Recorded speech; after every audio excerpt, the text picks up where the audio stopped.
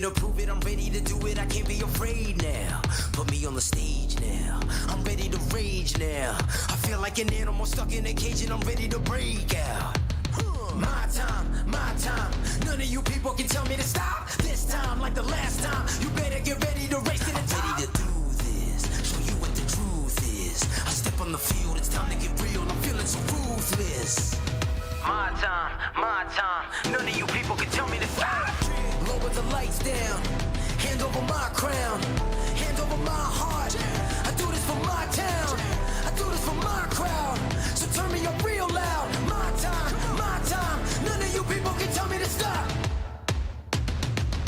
Yeah, so what are you afraid of? Those feelings are made up. Get in the game, your moment of fame, show them what you made of. It's time that we stand up, it's time that we man up. For anyone asking who is the best, we putting our hands up. My time, nothing can keep me from reaching the top. This time, like the last time, I'm moving so fast, I'm ready to throw down. It's time for the showdown. I'm ready to rise, don't be surprised, I'll take on the world now. My time, none of you people can tell me to stop. Lower the lights down, hand over my crown, hand over my heart. I do this for my town, I do this for my crowd. So turn me up real loud. My time, none of you people can tell me to stop. My time, none of you people can tell me to stop. My town, my crown, we know what it takes to be reaching the top. We're reaching the top, we're reaching the top. We know what it takes to be reaching the top. My time, none of you people can tell me to stop. My town, my crown, we know what it takes to be reaching the top. We're reaching the top, we're reaching the top. We know what it takes to be reaching the top. Lower the lights down, hand over my crown, hand over my heart. I do this for my town, I do this for my crowd. So turn me up real loud. My time, none of you people can tell me to stop. Turning the track up, I'm never going back down. Hand over my heart, I do this for my town, I do this for my crowd. So turn me up real loud. My time, none of you people can tell me to stop.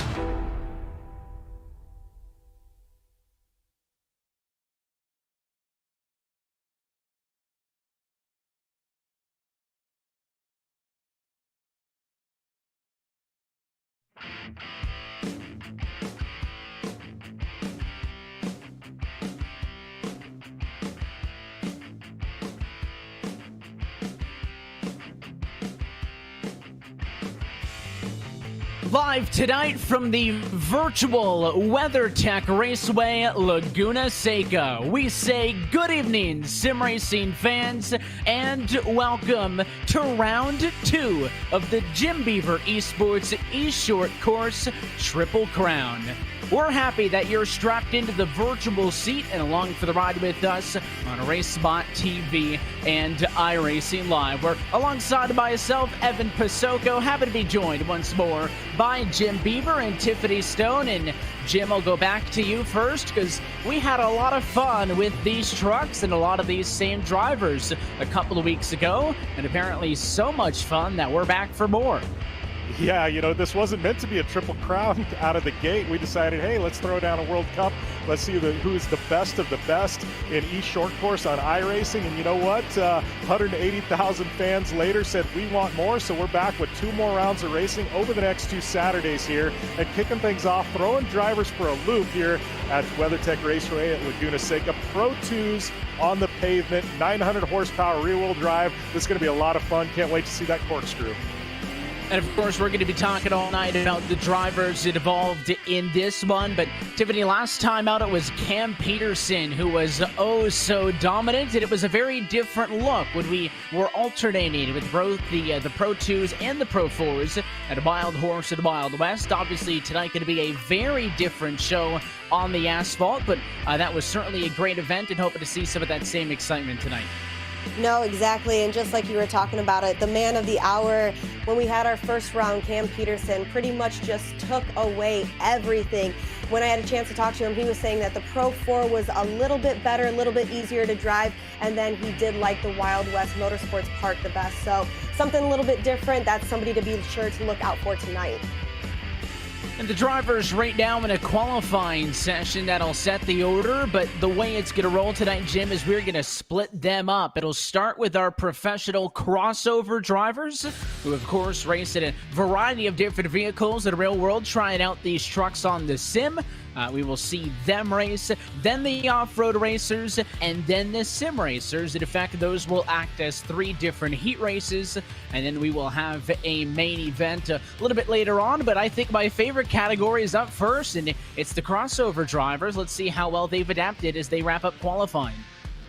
Yeah, you know, and I'm expecting a lot out of some of these crossover drivers, a lot of them with a lot of pavement experience. You know, the off-road trucks maybe threw them for a loop last go-around.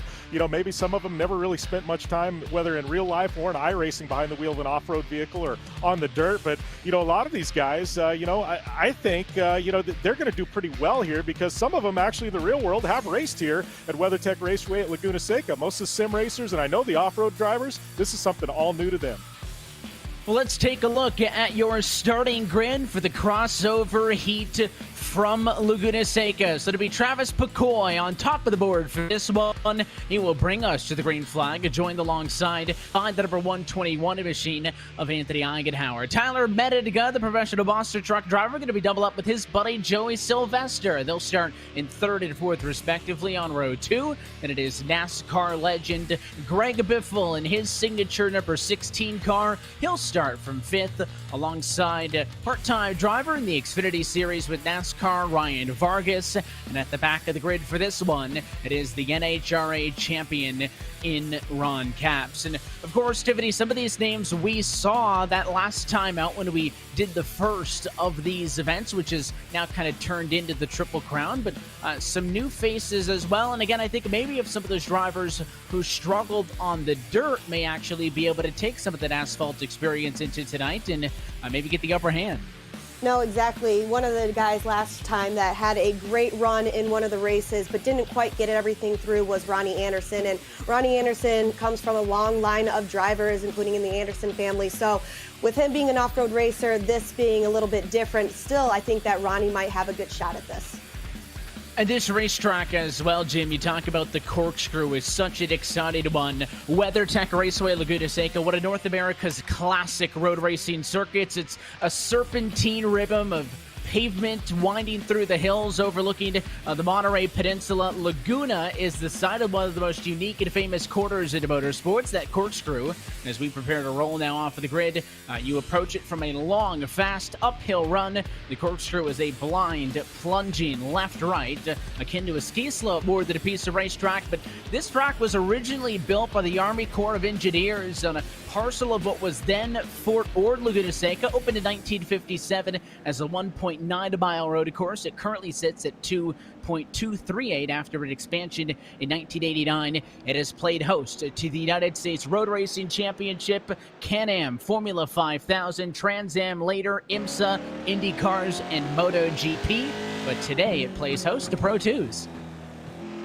Yeah, you know, and Pro 2s, they are going to be racing here. And, you know, this one is actually, I believe, the second time in history off-road trucks have ever actually competed here at Laguna Seca. Go back to the early 2000s. Ivan Stewart, yes, Ivan the Ironman Stewart, the legend Ivan Stewart. He actually brought his Pro Truck series at the time with, you know, they were about 500 horsepower rear-wheel drive off-road trucks here to Laguna Seca. So off-road trucks, I guess, for the second time ever going to be racing here at Laguna Seca. It's got me really excited, though. It's been almost 20 years since we've seen, you know, rear-wheel drive trucks here at Laguna. And as always on iRacing, we have to mention that there is one single fast repair available to these drivers should they need it. But, you know, more specifically about the format, this is a 10-lap race in which we will see a manual competition to caution halfway through. So I think, Tiffany, the objective may be off at the top here, keep the trucks relatively in one piece until we get to that break at halfway, and then maybe go at it for the final 5 or 4. No, you're exactly right. This is going to be a different game. This type of driving, especially on this track with these types of vehicles, are you going to really push it, or are you going to see what you can kind of do for the first half? Because it is a mandatory competition caution. And when that comes out, you can regroup, restack, get everything back together, and really push for the second half of the race.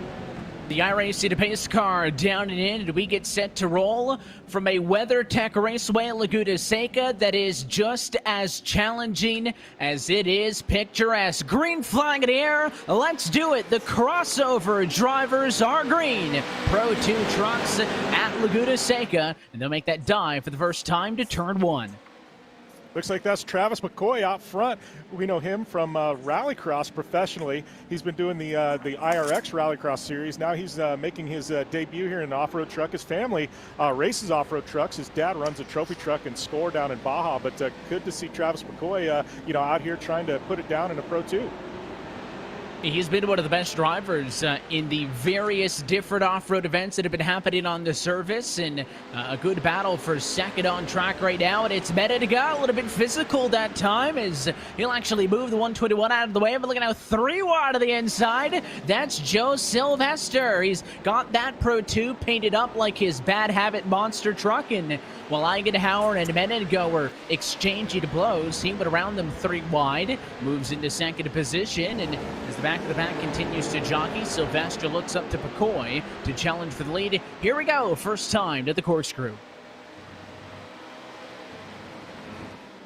Have to see how these drivers take this. I'm really excited to see, see if they scrub through the corner there. It looks like, oh, nice and clean there. Travis McCoy down, shoots through. A lot of elevation changes here, Evan.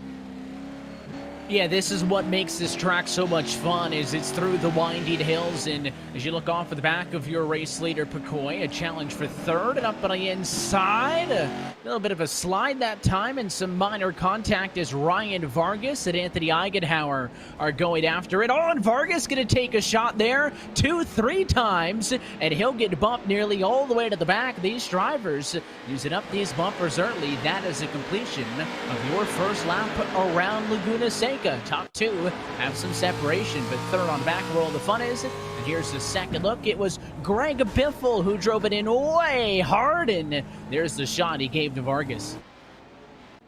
Yeah, Greg Biffle, I think he's got a lot of off-road truck experience. Obviously, he's got a lot of experience on the pavement here. Accomplished road racer as well. I know we've seen him at the 24 Hours of Daytona in the past and things like that. So great to see Greg, trying his hand here at Short Course in the Triple Crown once again. I know he did a little racing yesterday as well, the IRX series. So Greg, he's one of these in this downtime, one of these drivers. He was semi-retired going into this year, but Greg, I think he's had more wheel time this year than he has in quite some time. And you're on the board there. You were with Ron Capps in his Napa Auto Parts entry as Vargas overdrove the quarter just a little bit, open it up for him. So he's going to be able to snake on through. And at least back here in the pack, all of these positions very fluid as McCoy is trying to pull away up at the front of the field as Capps almost tries to get a little bit of a draft off of Mediga as they head into the, of course, the corkscrew. And these trucks can go off-road, so a lot of them getting a little bit courteous with the curbs, if you will, and pushing those track limits. You can't get a little bit too brazen with that, or iRacing will assign you a slowdown penalty. So you do have to adhere to track limits, even though these trucks may prefer to be off and in the dirt.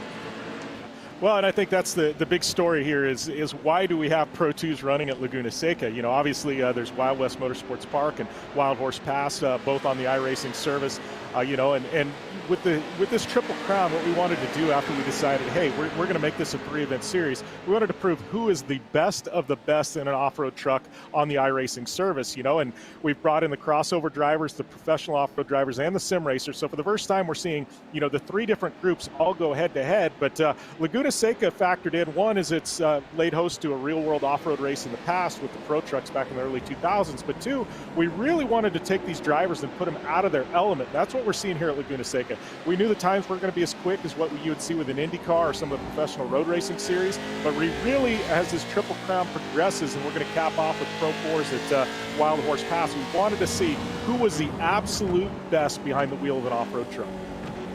And with that comes the relationship and as well even the parallels between the 3 different classes of drivers. Again, these are our professional crossover drivers, the pro off-road guys going to be up next, followed by the sim racers. And at least in that final practice session a little bit earlier this evening, it wasn't down until you got to Ryan Vargas. 16th on the speed charts, was the fastest of these crossovers. Of course, McCoy didn't make a start of that one as Ron Caps is getting used up in the course through there. So we'll be interested as well, not to just watch the show that these drivers are putting on now, but of course kind of see how their lap times compare to their counterparts, and how that main event will look at a little bit later on this evening when we put all three classes together as we ride on board with Vargas side by side with Eigenhauer on the bottom.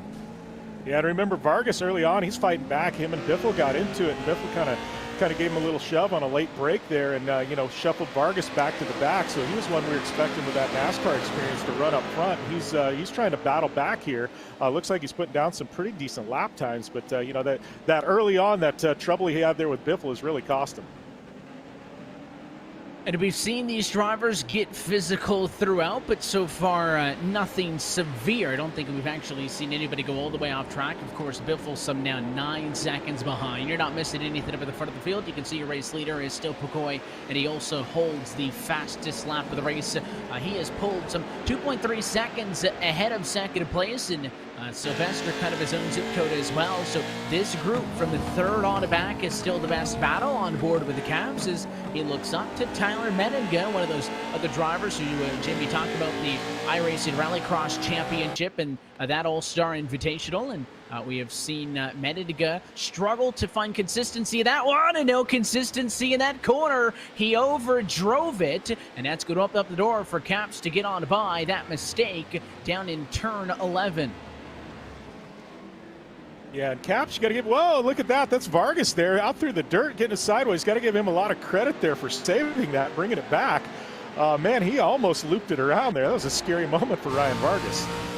And we get a second look. Let's go on board with him, driving relatively the same paint scheme as what we've seen with him doing in some of the NASCAR Friday Night Thunder events. And you can see it's that little bit of a right-hander before you actually have to dive down and into the corkscrew that caught him there. And it'll drop his Cranio Care Bear's entry back just a little bit. But again, as we now complete lap number 4, cross over to 5, this will be the last lap until we see that manual copy yellow, which the 3 and the 8 truck way out in front not going to be fans of because it'll get rid of that big advantage they've built up.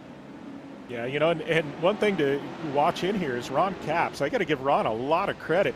He sat back there in the 4th spot. You know, you would have thought he would get excited. He'd rush. He waited for his moment. He made a clean pass. He's now in the 3rd spot. Now he's trying to run down our top 2, Joe Sylvester and Travis McCoy. But great run here for Ron Caps. I know he had some struggles in the IRX series here and there, and you know, he's dedicated himself. He's a big advocate of iRacing and just motorsports in general. It's great to see Ron Caps out here, and you know, he's having a great run there in the 3rd spot. He has been driving literally everything as there's a little bit of a bump and run by Menninga as he tried to get up on the inside of Anthony Eigenhauer. I know these two drivers, you know, were practicing together and obviously are going to use each other up because that time Menninga squeezed the 121 off it into the sand, and it'll cost him some time as now there's more contact as it's Greg Biffle, the instigator, not afraid to give a couple of shots to that 0-2-3 of Menninga. That battle from Tyler on the back is 4, 5, and 6. Well, and one thing to note here too is you know, as we see these other groups, we had almost 50 entrants into this event for the Triple Crown. You know, one thing to note is some of the others we're actually going to have eliminations down to 8 to make the main event. All these drivers know that they're qualified in, so all 7 are going to make it to the main event. So they're really looking right now, making notes. Obviously, they want to start, you know, up as far as they can towards the front in that main event. But one thing that we promised the off-road drivers and the crossover drivers, because the sim racers have such a massive advantage, the sim racers are actually starting all the way in the back in that main event. So the drivers here, 1, 2, 3, they're actually going to start 1, 2, 3 in that main event later on today.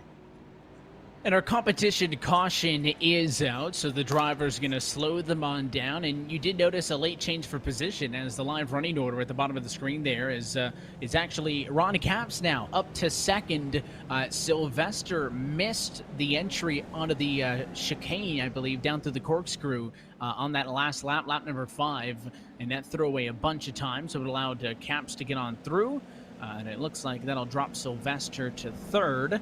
You have fourth place Vargas, Meninga 5, Eigenhauer 6, and Biffle in position 7. And I think maybe what we learned off the bat in this one is if you're going to catch Picoy, because, I mean, even Sylvester started in the midst of all of this chaos, Jim, and kind of had to work his way through. But if you want to get a better starting spot for that main event, you're going to have to get Travis Picoy here right off at the top, because you allow him to get ahead of any of that chaos. And, I mean, that 3 machine was dialed in. Yeah, that 3 machine was dialed in. Shows his pavement background, you know, what he's been doing in real-world rallycross the past couple of seasons. You know, they run as much on the dirt as they do on the pavement. So, you know, these off-road trucks are a logical, you know, move for Travis Picoy. But he has been on point. You got to give him a lot of credit. He hadn't made one mistake. He hasn't missed a corner. He hasn't got sideways. He hasn't put a tire in the dirt yet. You know, so we'll see if he can keep that up. But as you mentioned, one of the guys that's impressed me the most there is Joe Sylvester in the number 8. I mean, Joe, he's raced off-road trucks. He's raced monster trucks. I think he's done some sprint car racing in the past. And, you know, he's having a great run here today, too. He's done a whole host of things as the green flag is back out, and we go back at it now, racing to the completion of lap number 6. And Picoy again able to get out in front of all of the chaos. Capps still second, but it was Ryan Vargas who was able to leapfrog Sylvester on that restart. So drop the number 8 truck back into 4th. We'll see if he's going to be able to chase down Vargas and Capps up the road. And realistically, if anybody has a challenge, I should say, for Picoy, because he has been on the money so far tonight. And if you ever wondered what a Pro 2 truck would do around Laguna Seca, the best lap time has come from that 3 of a 1:42.2. And I'm sure every second of that a lot of fun, as here comes Sylvester now on the inside of Vargas, and he's got him. Well, you got to realize these trucks, you know, they're about 900 horsepower, and the drivers talking with them and the guys that have been testing here, and you know, in the week leading up to this event, they said it's really, really hard coming out of these corners because, you know, you don't have the traction that the Pro 4s bring, so it's all, you know, to the rear wheels. And they said when you come out of these hairpin corners and the tight corners here at Laguna Seca, you got to really roll into the throttle and show some finesse, because if you don't roll into the throttle, they said that those tires, they just spin and you're going for a ride, you know. So you know, I got to give these, I was expecting a lot more spins than we've seen, so I think these drivers have really, really done their homework. Yeah, it has been pretty disciplined so far. I think the little bits of contact that we've seen for the most part was guys actually just trying to move the other trucks out of the way, as Sylvester goes a little bit deep into the hairpin that time. Vargas going to be all over him, searching to the inside. This is down in the rainy curve, turn 9, and Vargas back around, so they will swap third and fourth once more. And the battle behind sees Tyler Mediga trying to hold off Biffle, but both of them on the back of the 8 car now, as Biffle nearly down pit road, getting a little bit sideways. He's going to get back into the driving line. He kind of pulled the handbrake there to give it a bit of a spin, but unable to hold it on the inside of that heat wave entry of Meninga, who's going to be chasing down the 8. And not that shocked that the best action actually happened here in the middle of the pack. Yeah, it looks like, you know, Travis Picoy has been the class of the field, but it seems like we've got a group of drivers here right in the middle of the pack that are really equally matched, and it's made for some really insane and dicey racing here. And Greg Biffle, you know, the first half of that race, I'm wondering if he was laying back a little bit. You know, he seemed a little off the pace, but here I feel like he's got his second wind in the second half of this race, and Greg Biffle, he's sticking his nose in and he's ready to go racing.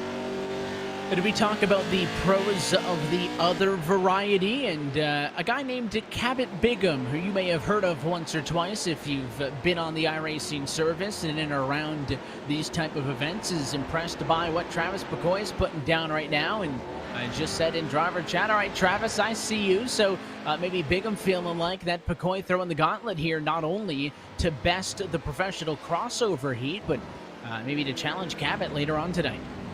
Yeah, that'd be great, you know. Cabot, you know, he's quite worldly in his motorsports experience as well, and he's had some solid runs there in IRX. So looking forward to seeing him behind the wheel of an off-road truck as we have a look there at Travis McCoy, who just hitting his marks. I mean, putting on a clinic out here. If you wondered how a Pro 2 should be run around Laguna Seca, look no further than number 3 of Travis McCoy. Yeah, do you see he comes around to complete lap number 8? We'll take 2 laps to go. Let's see if we can go on board with that 3 truck of McCoy up at the front of the field, and has got clean track in front. Let's just listen for a few corners to what he's doing from behind the wheel.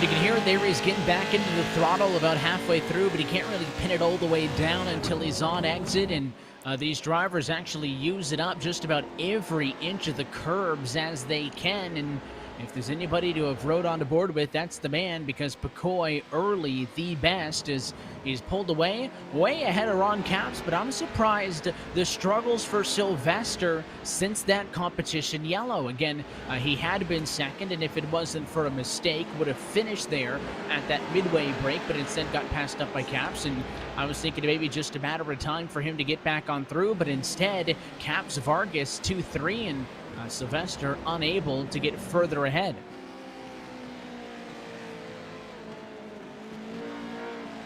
There you go. Looks like Vargas stretching out a little bit there over Joey Sylvester. Sylvester there in the 4th spot, trying to battle back. He was running there second earlier in this race, and had a little bit of mishap there, and Ron Capps able to get by him. And Ron, we haven't talked a whole lot about Ron. He's kept his nose very, very clean today. He's putting on a great race. Obviously, I haven't been able to catch Travis McCoy yet, but Ron Capps, I mean, the legend, and a lot of people think of him as NHRA. They don't realize, he's done a lot of different forms of racing. I think he's gone and raced Chili Bowl in real life. So not only, the racing he does on iRacing is all over the place, but, in real life, he jumps behind the wheel of just about anything. And I think we're finally seeing a great showcase of the driving skills that Ron Capps brings.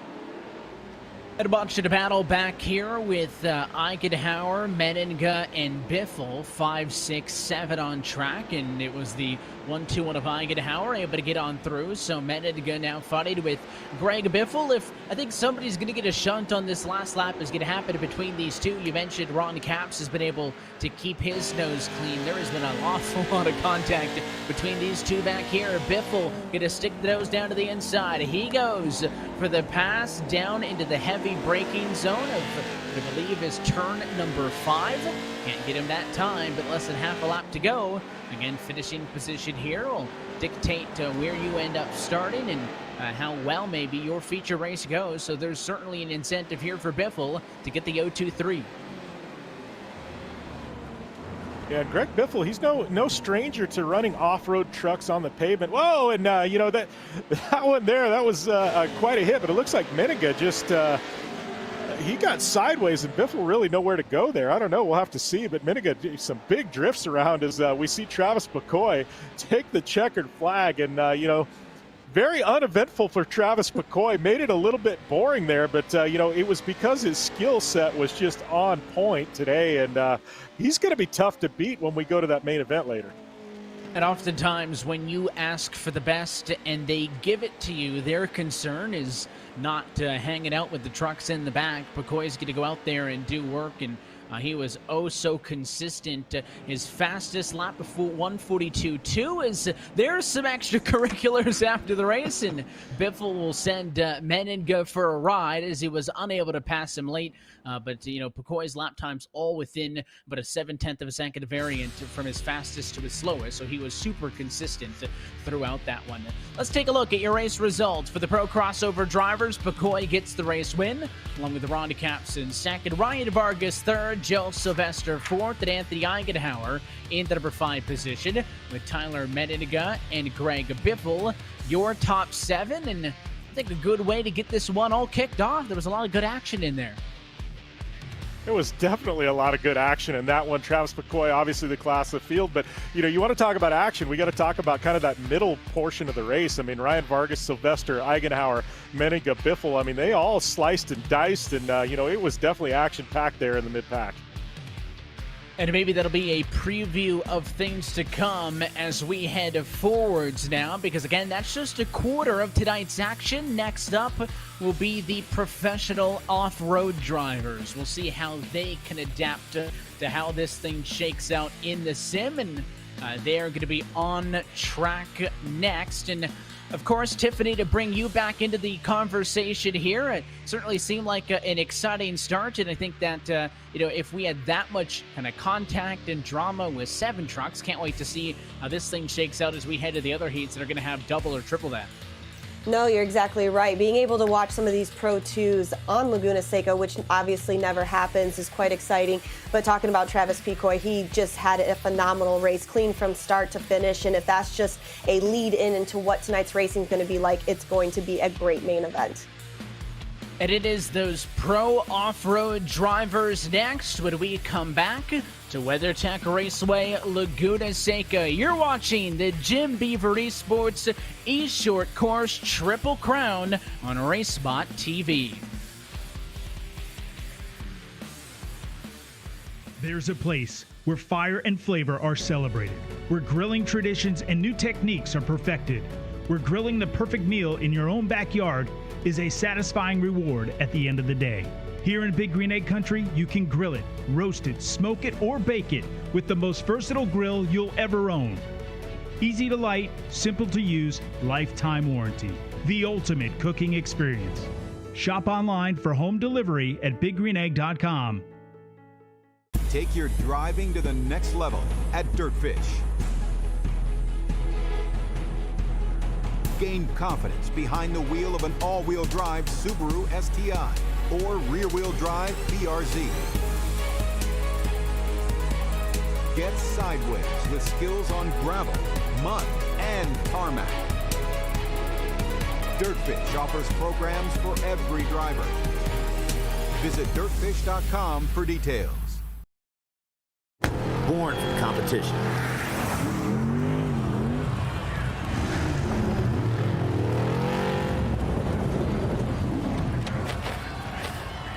Perfected on the racetrack.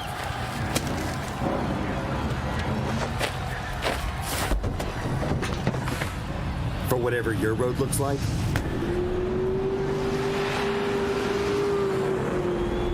With General Tire, anywhere is possible. Conditions off the pavement are always changing, so why settle for a light bar that just turns on and off? The Rigid Adapt is a revolutionary new light bar that will automatically select from 8 beam patterns that range from a widespread 90-degree flood to a 15-degree spot based on your vehicle's speed. Try that with your knockoff light bar. A dash-mounted controller allows the user to toggle between adaptive mode, beam patterns, and RGBW accent lighting. With Adapt, it's easier than ever to own the night. There's nothing wrong with looking good. But when riding is your passion, it's performance that matters. Like having the off-road's most advanced suspension. It monitors input from driver and machine 200 times every second and automatically adjusts each shock to flatten corners, soak up the bumps, and cushion every landing. Confidence and control for those who live to ride. Polaris, think outside.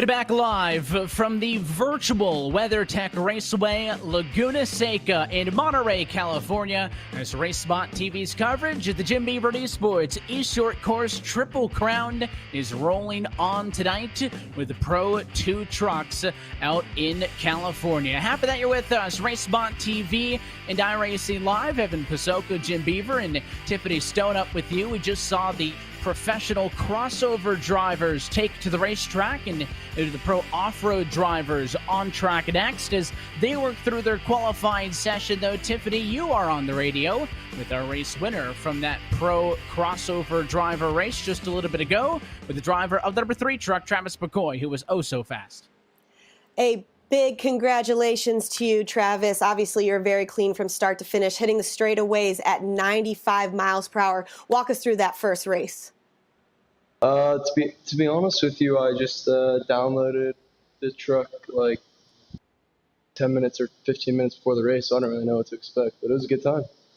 How crazy is it to be able to race a Pro 2 at Laguna Seca, especially through that corkscrew? Many of us obviously have never seen it before. Yeah, it's fun. I definitely like to see it in real life, or at least a super truck or something. That is exactly right. We could get those stadium super trucks out there. That could be something that could happen. Travis, obviously we got a few more races leading into the main heat tonight. What is the game plan going to be for you, especially taking the first win? I don't really know where I start right now, but once I figure that out, then I'll start working on my strategy. But basically just if I could run a clean race, and I also don't know what the other lap times are for everybody else, so just going to drive as fast as I can. Well, speaking like a true race car driver out there, especially at Laguna Seca, it's like, I don't know, I'm going to go out there, haven't seen anything. Well, best of luck to you, and a big congratulations on taking that first top spot. Thanks, Tiffany. And we have another driver in here. He made his way a great run all the way from the back of the pack to take that second place spot. Ron Capps, walk us through your view of the race tonight. Man, it was a little bit of mayhem the first few laps, especially the first few corners. We had a lot of guys kind of dicing, and I had to start in the very back row. So I had my brother spotting from Las Vegas. He's on with me, and he was just telling me, take it easy, let everything filter out. And once we got around Vargas, he was kind of moving around quite a bit and taking shots at people. And once I got behind Travis, and he was smooth, and I just wanted to keep the same line and not go off the track and transfer into the main event. So a lot of fun, but man, a lot of pressure. Well, you've done it here. I know you're used to going very straight, very fast, so it was great to see you out there. Best of luck in that main event tonight. Thank you. See you then. Well, a big thanks to our top 2 drivers from the Pro Crossover Heat Race, and Travis McCoy and Roddy Capps, for giving us some time post-race to chat and explain how things happen from behind the wheel. And I will say, Tiffany, I think we knew Travis was good, but I'm not sure I would have guessed that he had as little practice time as he suggested. They are just doing it recently. And again, a lot of these drivers very busy on the surface across the multiple vehicles, and I'm sure they're practicing things left and right, but I guess he's a fast learner.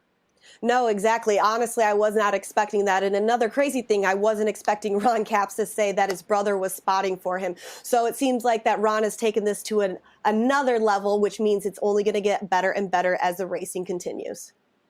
And Jim, we talked about the number of trucks in that opening one, and that'll expand in this as qualifying has been underway for what is the pro off-road drivers. So these are all the familiar faces. They do have a 10-minute open qualifying session. Many of them get at about 3 or so laps of actual timed runs in. And right now, Mickey Thomas at the top of the board, but we go from 7 trucks, which was pretty chaotic, to 17 if they all take to the grid. So this will be wild. Yeah, this is definitely going to be wild. You want to talk about ramping things up a bit, more than doubling this go-around. And I know we've got, looks like Cabot Bigham, who I did behind the scenes as all this is going on. We were making some calls and things like that. He was supposed to be in that lead group, so we're allowing him to race in the off-road group, but come main event time, he's going to move back into the grouping with the crossover drivers. So Cabot Bigham, he is here in the off-road race for some more, or with the off-road group for some experience, but he'll be moving back with that other group and starting with them in the main event later. But having him in the group, I mean, one guy I want to key in here though is looking at Ronnie Anderson. This guy is we know his accomplishments in the real world, but in the sim racing world, I got to tell you, Ronnie Anderson's become one of the best in the business when it comes to eShortCourse. We saw him take a big victory on Fox. He's also been running really, really strong in a lot of league races. He ran really good in the first, our first event of the Triple Crown, the Jim Beaver Esports World Cup. So I'd expect some big things out of Ronnie Anderson. And looking at his times right now, I believe he's about third quickest. He's at a real good spot as that qualifying session will draw to a close. They still have 2 minutes left, basically giving them an opportunity to complete the lap that they are actively on.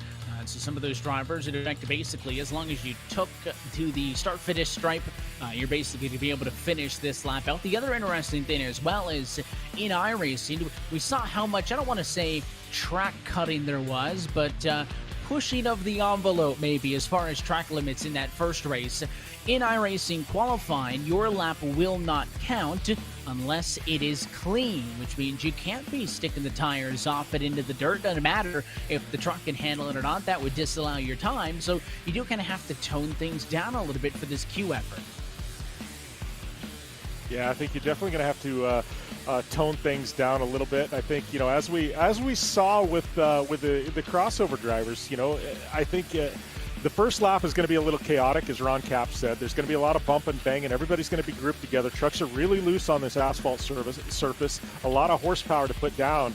But I think it's going to be the drivers who lap in, lap out. Every single corner can hit their marks. They don't get a little too loose. They don't get sideways. They don't get caught up in the melee and the mayhem that's happening in the mid-pack. Those are the ones you're going to see get out front and kind of stretch their lead and get that clean air. And then once you have that clean air, it's really easy to kind of run away with things.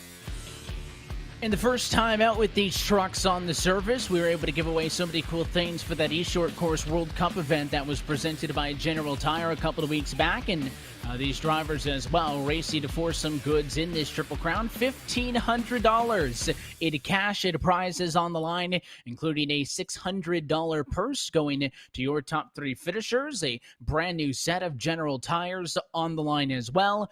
So not only are these drivers having some fun, basically across the board, at least at this moment in time, they are still all without their respective racing series, and some of those will continue to ramp up shortly into the future, but they can come in here and have some fun and maybe walk away with a prize as well. But these are the pro off-road drivers, Jim, so I'll give this one to you. Let's take a look at our starting grid for Heat Race 2. Yeah, well, right there on the pole, this guy has been strong in everything eShortCourse, and he's also strong in the real world. Mickey Thomas is a phenomenal talent. He's done a little bit of short course, a lot of UTV racing, also run some dirt track. Expect some big things out of him. Following him in the second spot, Cabot Bigham. As we said before, he's a rallycross racer professionally. He missed the call here for the crossover race. He's going to be starting with the off-road guys, but we'll see him move back later on into the crossover group. Ronnie Anderson, the third spot, phenomenal talent. This kid, he's a world-class talent behind the wheel of an off-road truck, and he's becoming a world-class talent, on the iRacing service. Looking for big things out of him as well. And then we've got Alan Ampudia, the Ampudia brothers. Alan, he was a Baja 1000 overall champion last year. We've got him in the race. You want to talk about some royalty? Alan Ampudia, that's the top of the chain in off-road. Got Trenton Briley, another young up-and-coming talent here in the fifth spot. Looking to see how strong he can run today, as well as Sean Heck, a couple drivers that have been putting in the work and getting faster and faster every single week. Then we've got in the seventh spot, this kid. He is one of the fastest guys on the iRacing service, Luke Knupp. He's a young up-and-coming driver coming out of the mod kart ranks, but he has proven himself, very capable behind the wheel of a short course truck. And then we've got Connor Berry, another driver We saw in the World Cup race a couple of weeks ago, he is also coming out of the mod kart ranks behind the wheel of a short course truck. He pushed early on in the Pro 4 race Cam Peterson back in the World Cup. I think he's going to be strong here today. Mikey Lawrence, here's a guy who races trophy trucks, now trying his hand at the Pro 2 and short course. And then we've got Corbin Leverton, a factory Polaris Razor driver, in the 10th spot. Andrew Carlson, we all know Andrew Carlson, a Red Bull athlete, as well as a guy that runs both Pro 2 and Pro 4 in the Midwest. Very, very excited to see him out here again. And then we've got RJ Merritt in the 12th spot. This kid runs the 7200 class in Best in the Desert. Got some victories under his belt there in desert racing. We'll see how he fares here on the asphalt. Justin Lofton, you want to talk about one of the most accomplished trophy truck drivers in the last 5 years, coming out of the NASCAR truck ranks, back to his roots in off-road, 3-time Mint 400 champion. Justin's always strong. And then in the 14th spot, you have one of the Red Bull Dakar Junior team members, Seth Quintero, an accomplished UTV racer, and he is very, very strong in short course and iRacing. Then we've got Christopher Polvordi. He is a General Tire athlete, had a phenomenal run last year in a real world in short course, taking home the championship in the Midwest. I'm really excited to see him back here at Laguna Seca. And then we've got in the 16th spot, Ethan Ebert, another young up-and-coming driver in the 16th spot.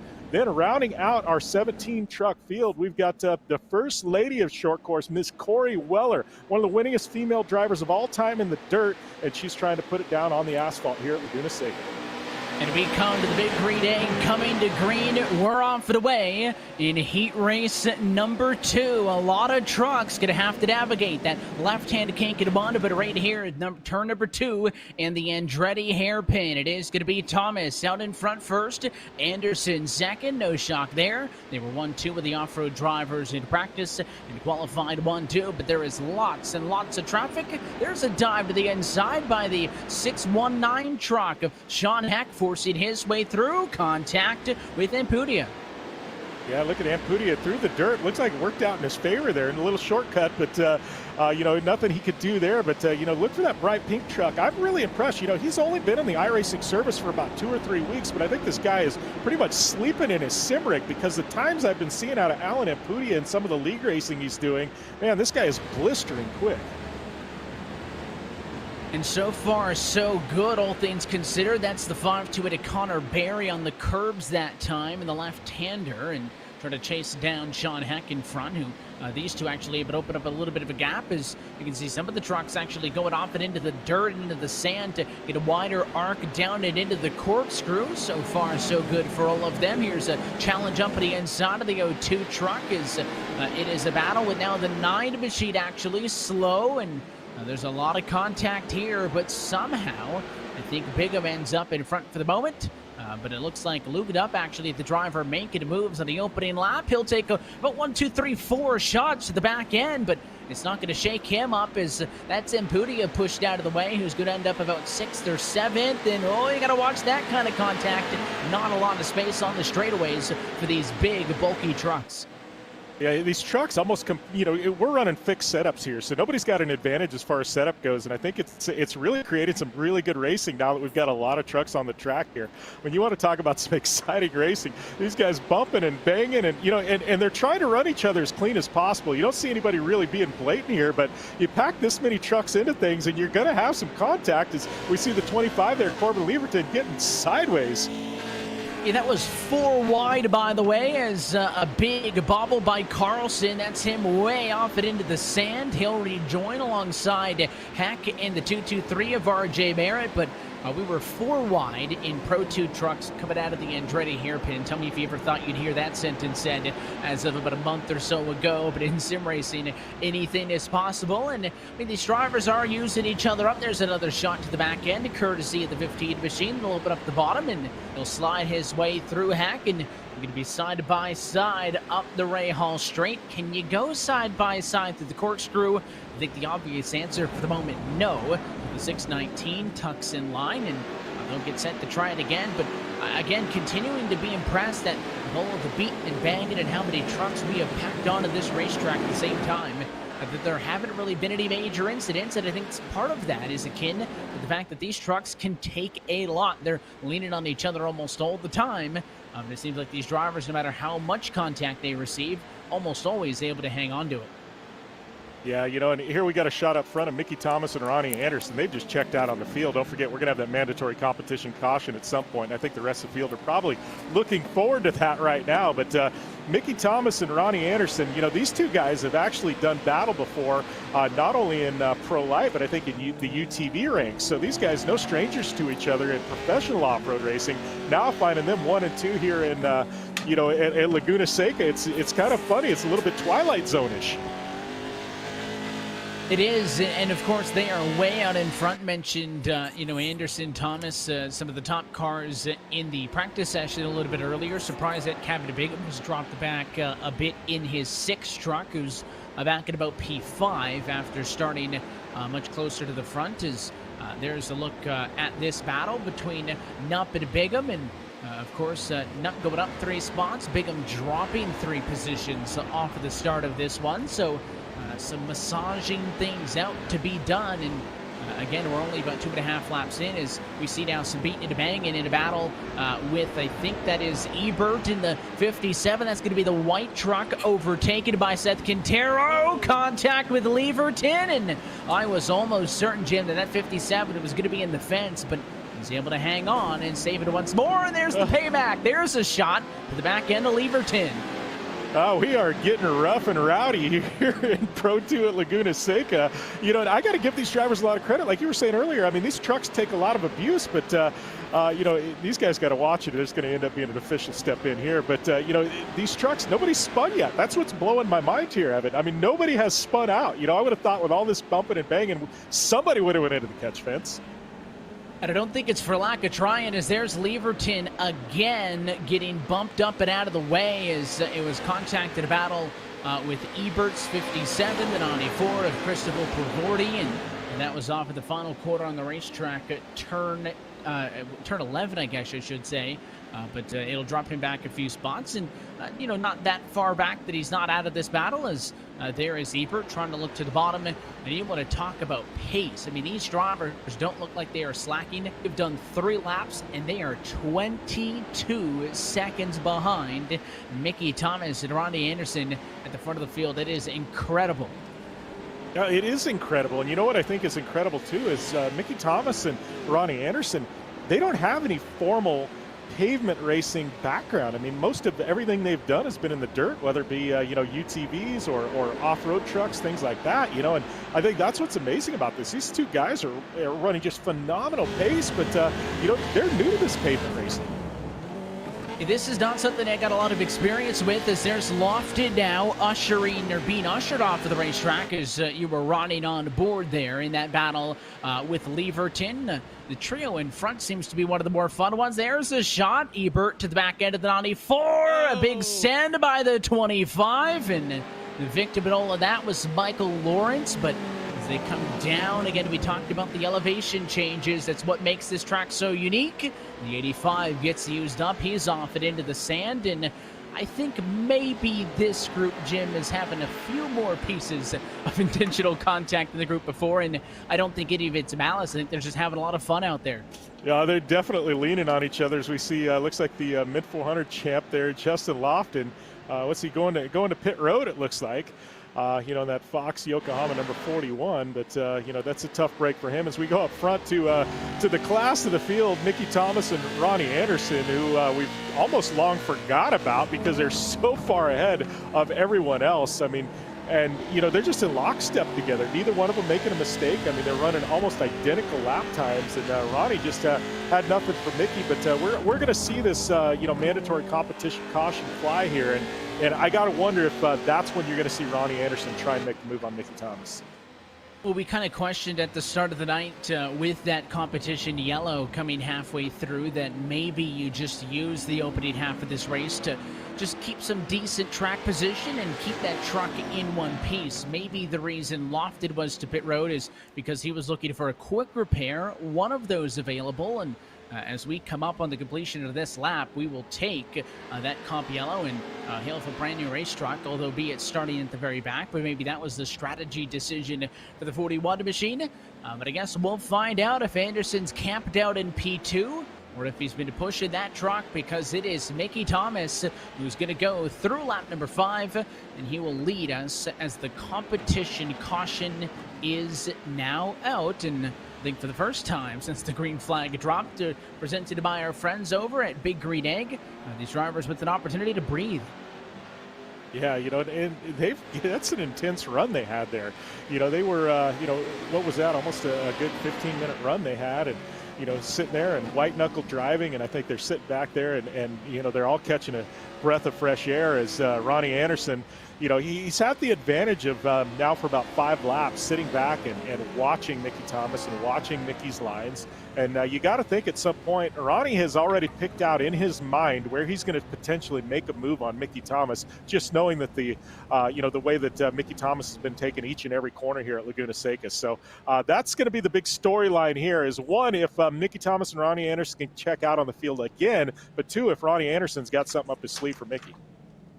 You can see they're all grouping up behind Thomas, your race leader, but that's a current look at the running positions. We'll as well take a quick peek at positions gained. Who has been on the move since the start of this? Your bigger movers towards the tail end of the top 10. The likes of Anderson, Briley, Nupp closing in on Thomas up front. And Tiffany, as we wait on the final couple of trucks towards the back of this to catch on up, and we have this moment in the middle, what are your thoughts so far as we've tossed 17 trucks out for this one? No, exactly. Going off of what Jim was saying about Ronnie Anderson, is it going to always be that with short course racing and always having this comp yellow out there, it re-racks them, restacks them, gives them a chance to kind of run, and it's when are they going to hit the throttle? Is it going to be right when they're allowed to, or are they going to push it off a little bit? And that's always the best thing about a comp yellow to me, is the game plan and the strategy for the second half of the race. As well, we didn't wait, Jim, until they actually came to the completion of the last lap to go green, so we might be going green by the time we get down into that corkscrew, which, if you had to pick one corner to start in, I think is a little bit mean to send these guys on the corkscrew. It'll be fun for us to watch, though, as it looks like they're all grouped up. Yeah, they are all grouped up. The most iconic corner in all of motorsport. I started thinking about that as a lead up to here. I go, Evan, you've called a lot of racing. You've seen a lot of tracks. I mean, is there a more iconic corner in all of racing than the corkscrew at Laguna Seca? I think it's definitely the most fun. You'll certainly get some people, as we're back green, and your leaders going to dive it down into that corkscrew, some of the international flavor that will have some opinions on that, but there is definitely no corner in the world like the corkscrew at Laguna Seca, and admittedly they did a good job. There's a huge piece of contact back at the pack as we are door banging and then some. Off track is Cabot Bigham, as he basically got bullied out of the way by the 50 of Andrew Carlson, who right now is a moving wrecking ball on the inside of the 77. And off track now is Luke Nupp. Yeah, Luke Nupp off track there. It looked like Andrew Carlson, Justin Lofton all getting tangled up in that melee there, and everybody going off track, scattering like bugs. But you know what? They all brought it back together. I don't think we lost anybody. I don't think anybody spun out. It's very, very interesting here as these trucks, look at how hard they're breaking into these corners, almost blowing the corners just because they don't want to give up an inch of ground to anybody. And I stand by that mid-pack is the best part of the pack to watch, as we're seeing all of this chaos. It's basically from Merritt in the 2-2-3 on back. So 9th on back is all of this chaos that we're taking a look at. And side by side in the middle of it is, it looks like Quintero and Lawrence door to door. Ethan Ebert in the mix as well, as another heavy braking zone. And out of an off-camber left-hander, a little bit of banking to help you out in turn number 5. Then go, of course, over the crossover bridge into turn 6, and then it is that Ray Hall straight on board with Nupp, who forces his way through around Merritt. Yeah, and Luke, he's phenomenal on on the short course tracks. This is something a little bit new for him, here at Laguna Seca. He's really dedicated himself to to the service and really getting perfect at the short course tracks. So this is something new for him. And as we see a big tangle up there. Wow. That's Pavordi getting caught up there with the number 77 as well. Yeah, that was a barrel roll by Luke Knupp. We talked about how there has been a lot of contact tonight, but nothing major. Check this out right there. Full barrel roll onto the tires, and he kept on going. I think the 223 of Merritt had a slowdown penalty. He checked up. The 77 turned. He got punted with the 25 of Leverton, and the rest was history. You saw how it ended. Oh, yeah, that was, wow, look at that. You just see up and over. Knupp just nowhere to go. He looked like he went right into the back of Merritt, you know, with not a lot of room. And then all of a sudden it's bumper cars out here at Laguna Seca. Wow, we saw our first big spill of the night. I mean, obviously, I don't think that's going to be the last one. But look at that truck. Not a whole lot left. I think the aerodynamics, if Pro 2 has them, are out the window at this point, Evan. There's a lot of trucks now missing entire front-end clips and assemblies, so certainly a little bit more carnage in this one, and I think with a bigger field, that was kind of to be expected than what we saw in the first one. I watched a battle between a couple of the drivers. That's a 10 to machine of Alan Ampudia getting back around the 15 of Andrew Carlson, so obviously getting passed up by the likes of Connor Berry and Cabot Bigham on that lap. As there's a look off of the back end into the corkscrew, and clean-ish, and maybe a little bit of a touch that loosened the 15 to machine up. The next time by, though, it'll be 8 laps down, 2 laps to go in this pro off-road driver heat. Yeah, don't forget, we are taking 8 from this to the main event. So the top 8 are automatically going to move to the main event. So if you see a lot of dice in there for 7th and 8th spot, 9th maybe, well, it's because these drivers know they want to make it into the big show. They want to compete with the pro sim racers and the crossover drivers. You got to finish in the top 8 here. So half this field, they're going to be going home after this one.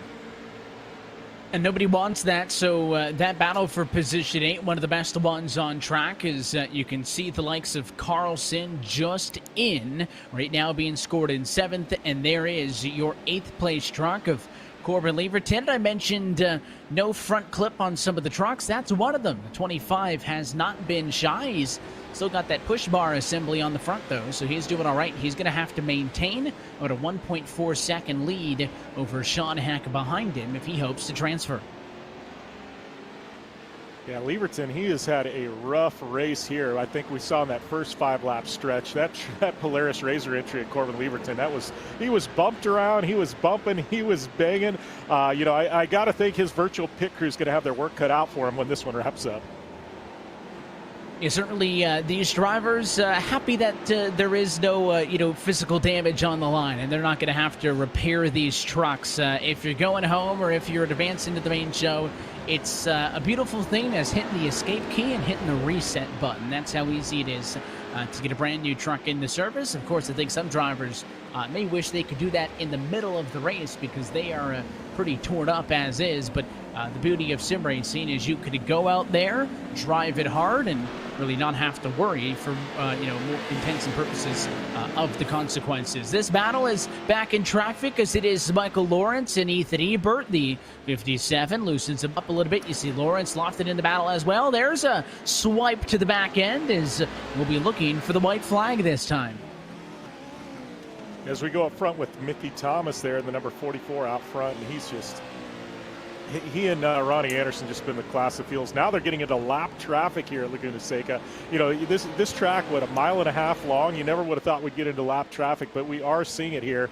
And Mickey has just been that good today in that Mystic number 44. And consistency as well. It appears that certainly the trucks with speed are going to be able to kind of reign supreme, and I think 10 laps is well a good number because it doesn't give it time to drag on, while also giving those drivers who have practiced and to put in the time and who are good gives them sufficient time to kind of be able to flex the muscles and show everybody what they have been working on. And as these battles, 4th and 5th, between Bigham and Barry, as they're about 9-10 seconds off of the race lead, and the 6th truck went a little bit wide that time through, so maybe Connor Barry with a run to the corkscrew. Does he opt to challenge both these trucks at a transfer spot? You can see smoke in the tires as they get hard and onto the brakes, and he is going to be close as we give him a shot that time through. Final couple of quarters, diving to the inside. This battle going to be for 4th and 5th. Final turn, though, for your race leader up front, Mickey Thomas, going to go pole to checkered, and Thomas is your winner of the Pro Off-Road Driver Heat Race at Laguna Seca. Moving on to be accompanied by Ronnie Anderson in second, Trenton Briley in third, Cabot Bigham to the line, not gonna hang on. It's Barry who goes to fourth as Bigham goes for a ride. So Cabot's still gonna make the show, but with style in P5. It is then Ampudia, Carlson, and Leverton, the top 8 that are moving on for sure. Wow, what a great race, and I think, as we see the celebration going on as things are over, we see trucks going every which way. I think that showed a whole lot more than the first race, I think, when you have that many trucks. And that has me really excited for this main event because we're going to go from 17 there to 24 in the main event. I think that's really going to be chaotic. And we take a look now at those full race results. So again, your top 8 moving on for sure. Unfortunately, just shy of the cut line for the likes of Sean Hack and Ethan Ebert. We finish outside of the top 10. And a bit of rougher nights on the second page. The likes of Michael Lawrence, RJ Merritt, Seth Quintero, Justin Lofted, Corey Weller, Christopher Pavordi, and Luke Knupp, who actually started in a real good spot, but DNFs in the 77 after a barrel roll. That's a look top to bottom at your full race results. And Tiffany, will hand it back off to you because Mickey Thomas dominated this one, and you're on his radio. A big congratulations to you, Mickey. You had the best lap of 139 going through Laguna Seca. Walk us through that entire race, what you're thinking about, and how Ronnie Anderson was on your tail pretty much from start to finish. Hey, Tiffany. Yeah, definitely. He was right there with me. I think when you're kind of within a second of each other, you get a little help from the draft. So after the halfway caution, I was kind of got a good jump out of the yellow and was able to get kind of out of that 1 second gap and kind of get him out of my draft, and was able to put some time on him and just bring it home for the win. So looking forward to this next one. Going off of that, talking about your comp yellow, how much of a driver style strategy is it, especially when you want to get that 1 second gap that you were talking about? Yeah, definitely throughout the race on these Pro 2s, you're trying to kind of manage your tire temperatures, keep the tire slip down as much as possible. Once they get hot, they get really slick. So just throughout the race, just try to be as smooth as possible and, save your truck for that second half of the race where you can really put down some good laps.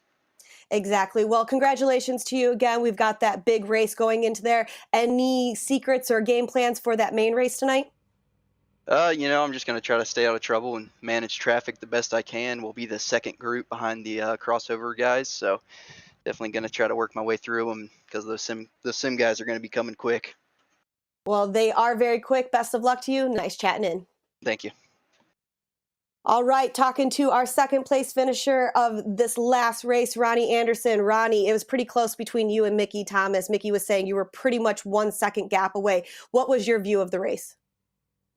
Yeah, no, we both got off to a good start. I pushed him off and just followed him. Long race, 10 laps feels like forever when you're out there on the road course. So just kept my head down, made consistent, no mistakes, no 1 second penalties for cutting the course because it was pretty crucial. And just super happy to get second. The whole field will be inverted, so didn't want to make any risky moves for first or anything and take both him and I out of it. So looking forward to the main event, though. No, you're a prolific off-road racer, and many people know you. How crazy was it to drive one of these Pro 2s at Laguna Seca, especially with the corkscrew? Yeah, it's absolutely a blast. Definitely, I didn't think it was going to be this much fun taking an off-road car and hitting a road course. So definitely a lot of fun, and definitely something we'll be doing a lot more often. Awesome. Well, best of luck to you. You've got another race, and then we've got that main race later on tonight. Can't wait to see what happens. Back up to you guys. Well, big thanks once again to our top 2 finishers for chatting with us in that one, as that was your heat race for the off-road drivers. So big ups to Mickey Thomas, Ronnie Anderson for chatting, and a congrats as well to the other 6 who are moving on to the main show. So all that is left now is to meet the sim racers, and they will be on track next as we step aside. You're watching the Jim Beaver Esports eShortCourse Triple Crown from WeatherTech WeatherTech Raceway Laguna Seca. There's a place where fire and flavor are celebrated, where grilling traditions and new techniques are perfected, where grilling the perfect meal in your own backyard is a satisfying reward at the end of the day. Here in Big Green Egg Country, you can grill it, roast it, smoke it, or bake it with the most versatile grill you'll ever own. Easy to light, simple to use, lifetime warranty. The ultimate cooking experience. Shop online for home delivery at biggreenegg.com. Take your driving to the next level at Dirtfish. Gain confidence behind the wheel of an all-wheel drive Subaru STI or rear-wheel drive BRZ. Get sideways with skills on gravel, mud, and tarmac. Dirtfish offers programs for every driver. Visit dirtfish.com for details. Born for competition.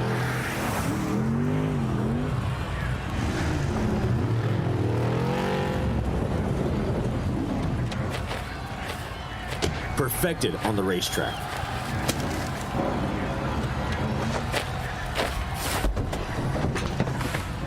For whatever your road looks like.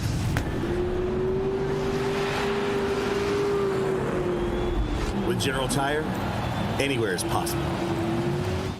Conditions off the pavement are always changing, so why settle for a light bar that just turns on and off? The Rigid Adapt is a revolutionary new light bar that will automatically select from 8 beam patterns that range from a widespread 90-degree flood to a 15-degree spot based on your vehicle's speed. Try that with your knockoff light bar. A dash-mounted controller allows the user to toggle between adaptive mode, beam patterns, and RGBW accent lighting. With Adapt, it's easier than ever to own the night. There's nothing wrong with looking good. But when riding is your passion, it's performance that matters. Like having the off-road's most advanced suspension. It monitors input from driver and machine 200 times every second and automatically adjusts each shock to flatten corners, soak up the bumps, and cushion every landing. Confidence and control for those who live to ride. Polaris, think outside.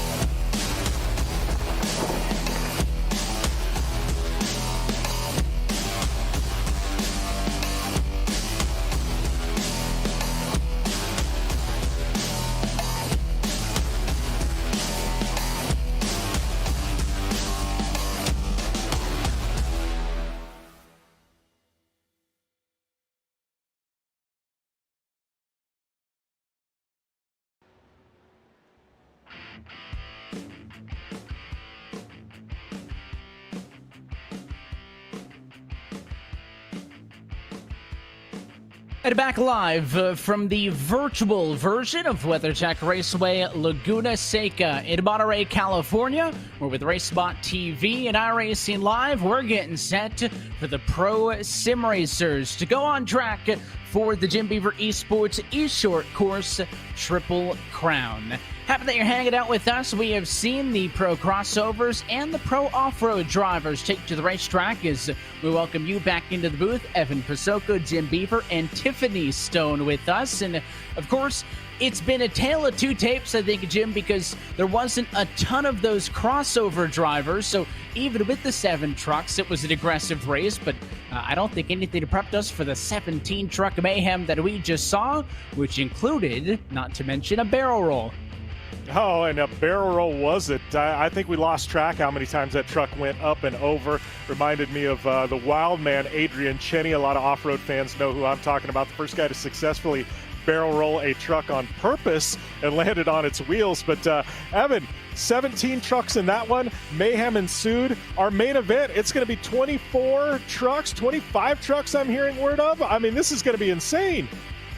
It is. You thought that you've seen some chaos. You ain't seen nothing yet. And again, at that point, and honestly, Tiffany, that's my favorite thing is not only have we kind of split these drivers up by kind of their affiliation, but there is kind of an inherent assumption that the sim racers are going to be the best. And of course, these heats effectively acted as qualifying in your own group, because we'll actually line them up with the pro sim racers who are on track now at the very back for the main event. So it doesn't matter how good you are in this one, even the best of the pro sim racers going to have a long road to hoe. And that feature race only 10 laps also, so it's not like they get a ton of extra time. No, exactly. But I'm really looking forward to this main event. Obviously, the sim racing one is happening right now, but this main event with all the crossovers, the pro drivers and the sim racers, it could be anybody's game. And like Jim was talking about, 24 different trucks in here. So the margin of mistakes has to be very minimal, because once that mistake happens, you'll have people like Cameron Peterson, Ronnie Anderson, they will be able to capitalize on those mistakes. Yeah, we're certainly going to still see tons of contact, Jim, but if you want a shot at winning this race, then you do need to be pretty good. And we've seen the consistency starting up front and finishing up front. Is on the left-hand side of your screen, we see the qualifying times, just like the other ones, 10 minutes of open queue. It gives these drivers about 3 or so timed laps, actually, to get in there in queue. And so far, it has been the person from pole to win in the 2 attempts thus far. Of course, in the first one with the crossovers, Travis McCoy started up front at Wooded, and we just saw Mickey Thomas do the same for the off-road racers. Yeah, and Josh Fox, obviously, he's up, at the top of the leaderboard right now, but I gotta say, are we seeing a little bit of a chink in Cam Peterson's armor here? I mean, he's the guy who swept the World Cup, took home all the bonus money. He's got the world record on just about any track you want to talk about in regards to short course on iRacing in any discipline. We move here through testing the past couple of days through practice sessions. He has hands down been the class of the field, the fastest. And now we see that right now, obviously we've got about 5 seconds left, but Cam Peterson, he's in the second spot. And Peterson is obviously a name that if you've been tuning in with us before here in the iRacing world, as they now hit their qualifying limit and drivers still on a hot lap going to be allowed to finish that, as of course it was all Cam Peterson when we were alternating Pro 2s, Pro 4s at Wild West and Wild Horse Pass. And Tiffany, of course, that was a very different event to what we've seen here tonight. We will see those trucks back in that kind of racing style next week for the third event of this Triple Crown. But I think one of the points we made right off at the top is changing to these 2s and going on asphalt may open up the door, and maybe Cameron Peterson not untouchable, because looks like Josh Fox and some other drivers are going to give him a run for his money. No, you're exactly 100% correct. Talking to Cameron Peterson a few weeks back at Wild Horse Pass, he was saying it's 100% a driver's race, and exactly that's what it was. The Pro 4s are a little bit easier to drive, and like Jim was saying, that's why we wanted to bring the Pro 2s out. Really show what the great driving is out there, who is going to be the best driver in a Pro 2 across all the same platforms, and exactly what you're saying with Cameron Peterson. Is he going to be able to still take that top spot? Of course, this WeatherTech Raceway is a scenic and world-renowned racetrack. It's got blindingly fast curves, interrupted only by that corkscrew and the final hairpin. And Laguna Seca as well was no place for the faint of heart, with lap times approaching the 1 minute mark for the fastest cars, Jim. A little bit different in what we're seeing tonight with these drivers up towards 140 and 139. It has been a ton of fun so far, and we are still with tons of racing action left. So let's go trackside and take a look at our starting grid for the Pro Sim Racers. Yeah, that leaves us to our position. Surprisingly, Josh Fox sneaking in, taking it away from Cameron Peterson, who was your World Cup winner a few weeks ago. He's going to start in the second spot. Both these drivers, though, world-class sim racers, and it's going to be really exciting to see what they can lay down here at Laguna Seca. Then moving into the third spot, that is Josh Edmondson. Josh Edmondson, you remember, he finished on the podium there behind Mitchell DeYoung at the World Cup, so he is a great sim racer in his own right. And then you've got Bobby Rafferty. Now, Bobby, you want to talk about him. He is, world-class competitor when we talk about dirt tracks and dirt oval racing.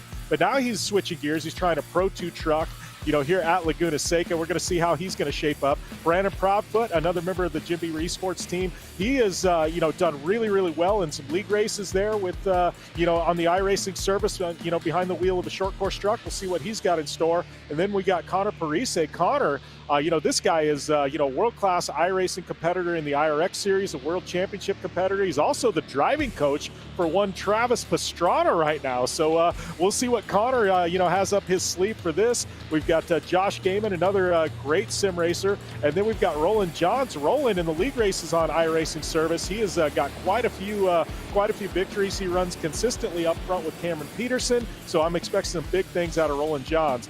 Matt Everhart, you want to talk about a guy who is having a lot of fun out here today. A lot of people don't realize behind the scenes at Jim Beaver Esports, he's designed pretty much every single livery for my team, half of this field, as well as half the eNASCAR field and the the iRacing Invitational races. So just a great guy, and great to see him out here. And then we've got Chad Peterson there in the 10th spot, another sim racer. Tyson Miller and Dave Bodio, another couple of guys who spend a lot of time jumping between disciplines on iRacing. We see them in the 11th and 12th spot. We'll see if they can come from the back and put it together here at Laguna Seca. Hunter Stifler and Bradley Boyce there in the 13th and 14th spot. One out of Pennsylvania, one out of Ohio.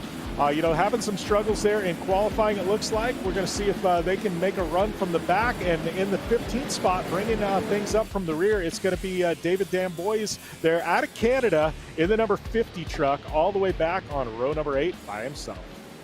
Well, he'll have a great view at the front of the field as they snake through the final quarters and we get set to go racing with the best of the best. These are your pro sim racers as they roll at a turn number 11, and we look for the big green egg coming to green. We're off and away. 10 laps on the board to set the starting order for the back of your feature race. Fox leads to turn 1, but expect Cam Peterson, if he wants to make a move, to try to do so early. Side by side third as well. Rafferty on the outside of Edmondson. Look at that. Looks like Cam Peterson trying to get an angle there on Josh Fox. He's going to get some pressure there. And notice as well, the first time through the quarter with these sim racing guys, a lot less contact than the pro drivers. Curious if that's going to remain true throughout or if they just got lucky that first time through. But it seems like these drivers maybe a little bit with that spatial awareness on the sim, because at least for the moment, looking like they're not trying to hit somebody every time they go for a pass.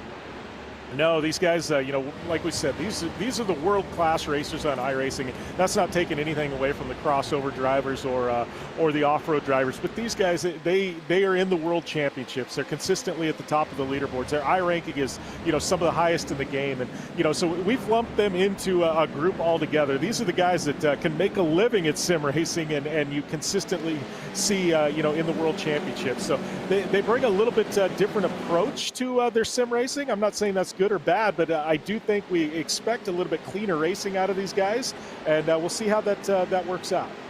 And these are the drivers that, going up through the official and sanctioned ranks of the service are used to not going off track, because that'll get you an incident point and that'll hurt your safety rating. And, of course, not hitting other drivers, because that will do the same. I mean, the way that the iRacing official ranks work is you are rewarded for finishing high, yes, but also finishing races cleanly, and it doesn't necessarily always go hand in hand with these off-road trucks. As you're on board there with, I believe that's the 2 of Roland Johns, looking up to the 22 of Brandon Proudfoot for 7th and in 6th position, and the challenge coming from the 11 of Connor Parise as he's trying to get to the inside of the 58.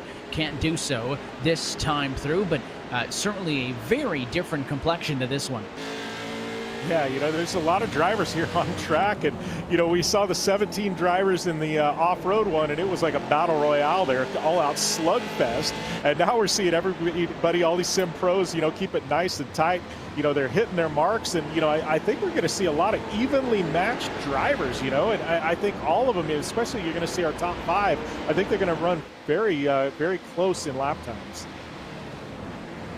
And we can see as they go back down and through the corkscrew, they're almost all using that strategy of kind of dipping the right side tires off and into the sand to just get themselves a better arc. We've also kind of learned, as some of these races now have come and gone, with an opportunity to chat with these drivers, that a lot of them getting those slow down penalties, and without putting big sausage curves, which Jim, we saw last night in IRX, can send those things for a ride. I'm not sure they'd really stop these trucks, so to prevent track cutting, and that's across whatever vehicle you run at this track, you will get a slow down penalty depending on how flagrantly you cut the track. So that's something as well that drivers have been dealing with, as we see a good battle between Chad Peterson and the 15 of David Bodio for 9th and 10th, with the 17 of Joshua Gaiman looking on. Nowhere for him to go, though.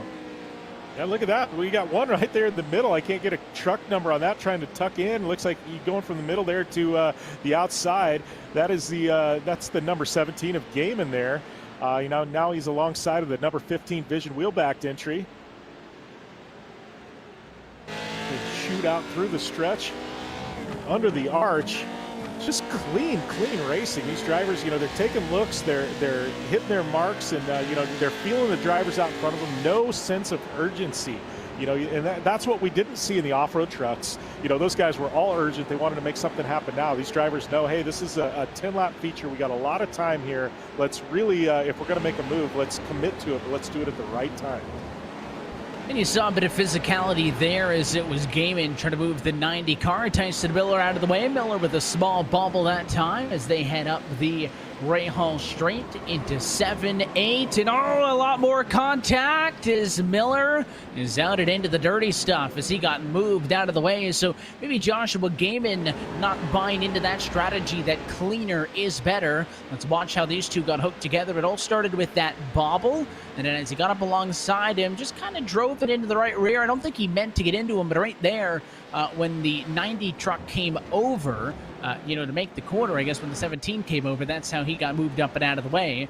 So Gaiman gets the spot. Miller drops back, but color me silly, Jim, at least now it looks like, the way that these drivers have been going, that you could convince me this was a real sanctioned race.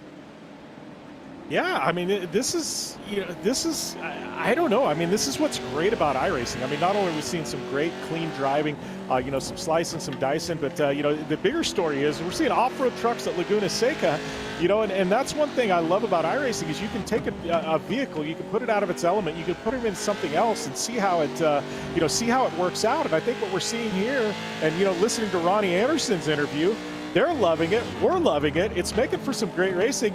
Let's make this happen in the real life again. Why has it been 20 years since a two-wheel drive off-road truck has been at Laguna Seca? I don't know, but I want to see it happen.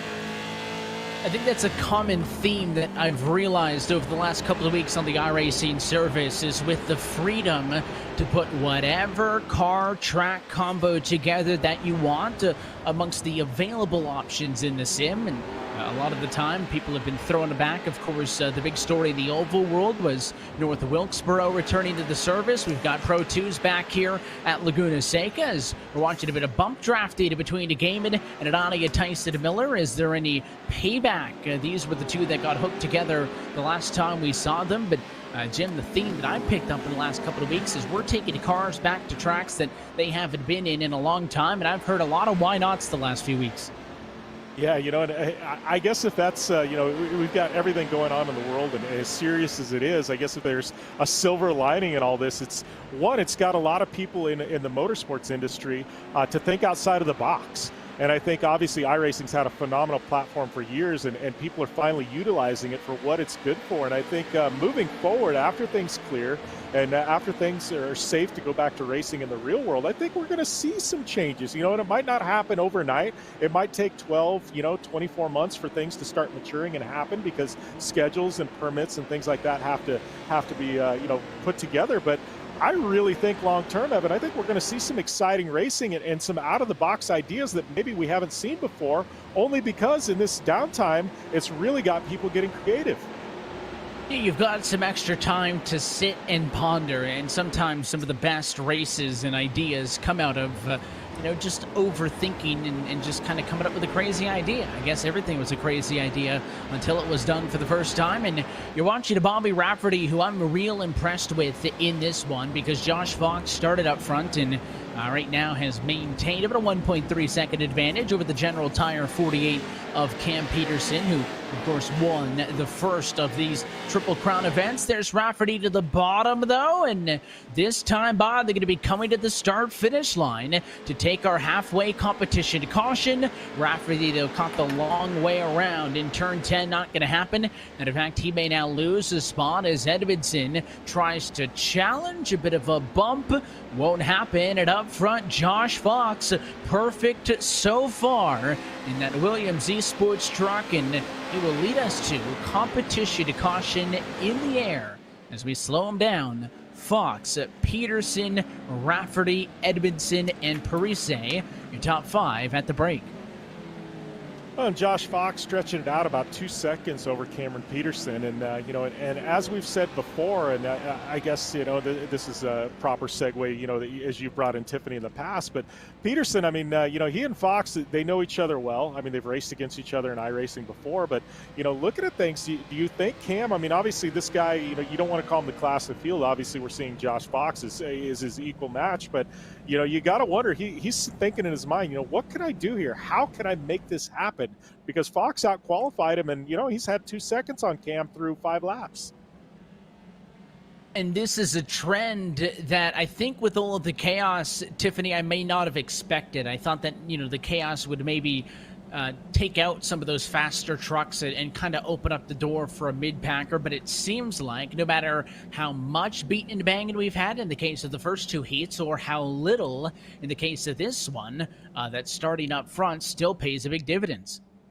No, you're exactly right. And I was expecting to see a lot more carnage happen. But like we were talking before, these are professional sim racers that know, like Jim was saying, that there are 10 laps. And now starting off here, the second half of the race, it's going to be anybody's, because this is where a lot of them are going to start pushing. We are getting back underway. They're all grouped up, but it is the big green egg coming to green. They're utilizing those Marshall stands all over the track, and we gave green flags out to those guys in the corners so we could restart this one whenever, and we really only lose about a half a lap under that copy yellow condition. Back and away, you're looking off the back of race leader Josh Fox. This opening lap critical, because if you open up the door, I think Peterson, Rafferty, they would start to lay it on you, and you could pay the price. So Fox is clean up front, and that's good. This time by, he'll be coming to 4 laps to go. Going to be coming to 4 laps to go, and we're going to see what Cam Peterson's got in store for him. Remember, these drivers, when we go to this main event, which will be our next race, not only are we going to have 24, 25 trucks on track, but the sim racing pros are going to start all the way in the back. So you definitely want to start as far up front as you can if you're a sim racing pro, because every spot's going to matter when you're going to have to battle through, some 16 other drivers. And you're on board there. That's the view that Rafferty had, looking up to the 48 of Peterson as they snake through behind. We are also not seeing, these drivers string out quite as far as they did last time. We had, by the time you got back to P5 or 6, you were 9-10 seconds off of the race lead. The margins between truck to truck as well, a lot tighter, and we do call these guys the professional sim racers, and Jim, even if they do have a lot of experience in these trucks in particular, I mean, we saw them show their skills those couple of weeks back in that double-header opener, but I mean, that experience does not directly translate into these trucks at this track, so a lot of adapting going on here at the same time.